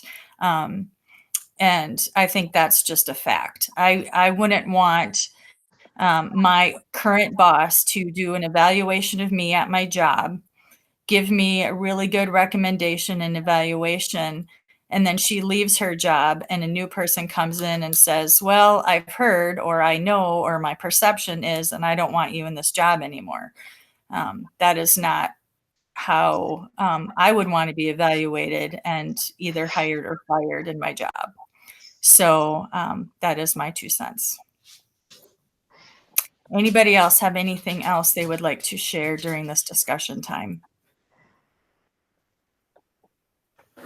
All right, so the motion on the table is to authorize the Personnel Committee to negotiate with the superintendent for a contract beginning July 1st, 2021. Motion made by Janie, seconded by Mike. And we will begin the vote with Ms. Baer. Aye. Ms. Jones? Aye. Ms. Power? No. Mr. Bryant? No. Mr. Christensen?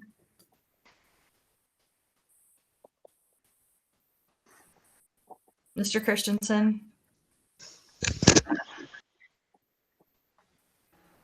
I can't Aye. hear you, Mike. Mr. Derricks? No.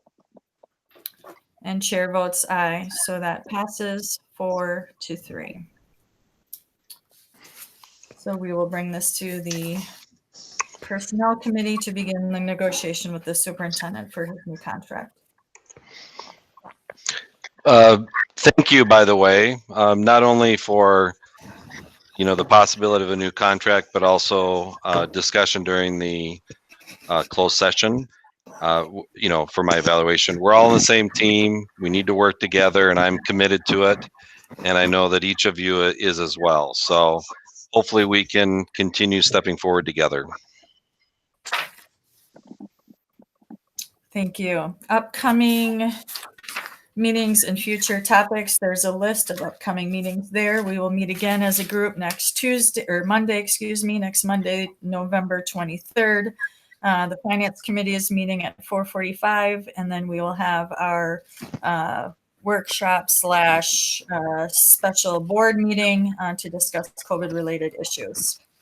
Also, Pam, if I could add, Lisa did post for a special personnel committee meeting this Thursday.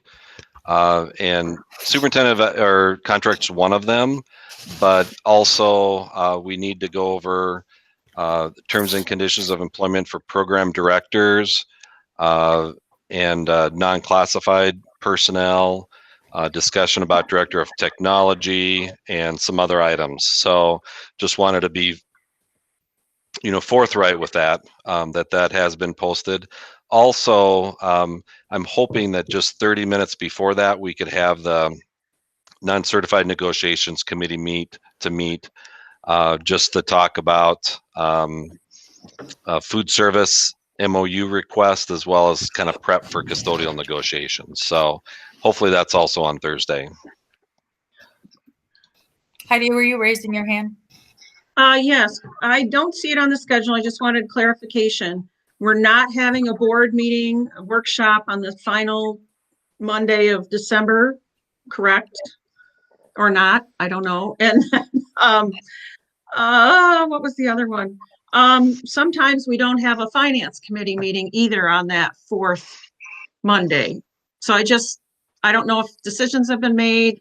Like I say, in the past, finance hasn't met on that final Friday because there's really not a whole lot of new information coming in. I don't know if that's the case this year or not. Is that December 28th or something? And then I don't see it that we have a workshop, and I would think the workshop's kind of limited since you have people that are only going to be there for another week. And then you've got new people, but I don't know what's planned. So I was looking for some clarification tonight. Yeah, I know that the workshop has not been on the schedule. Okay. But I'm not sure about the finance committee. I'll check with Jackie. I started that item, and I'll talk to her to see if she needs to do it. And we may want to wait until early or mid-December before we decide for sure. Right. I just thought maybe we should bring it up at our finance committee meeting next week. That's when we usually discuss, hey, what do you see ahead? Do we really need that final meeting? And this year, maybe we do. Maybe we need to sign off. We've got enrollment projections, or we have COVID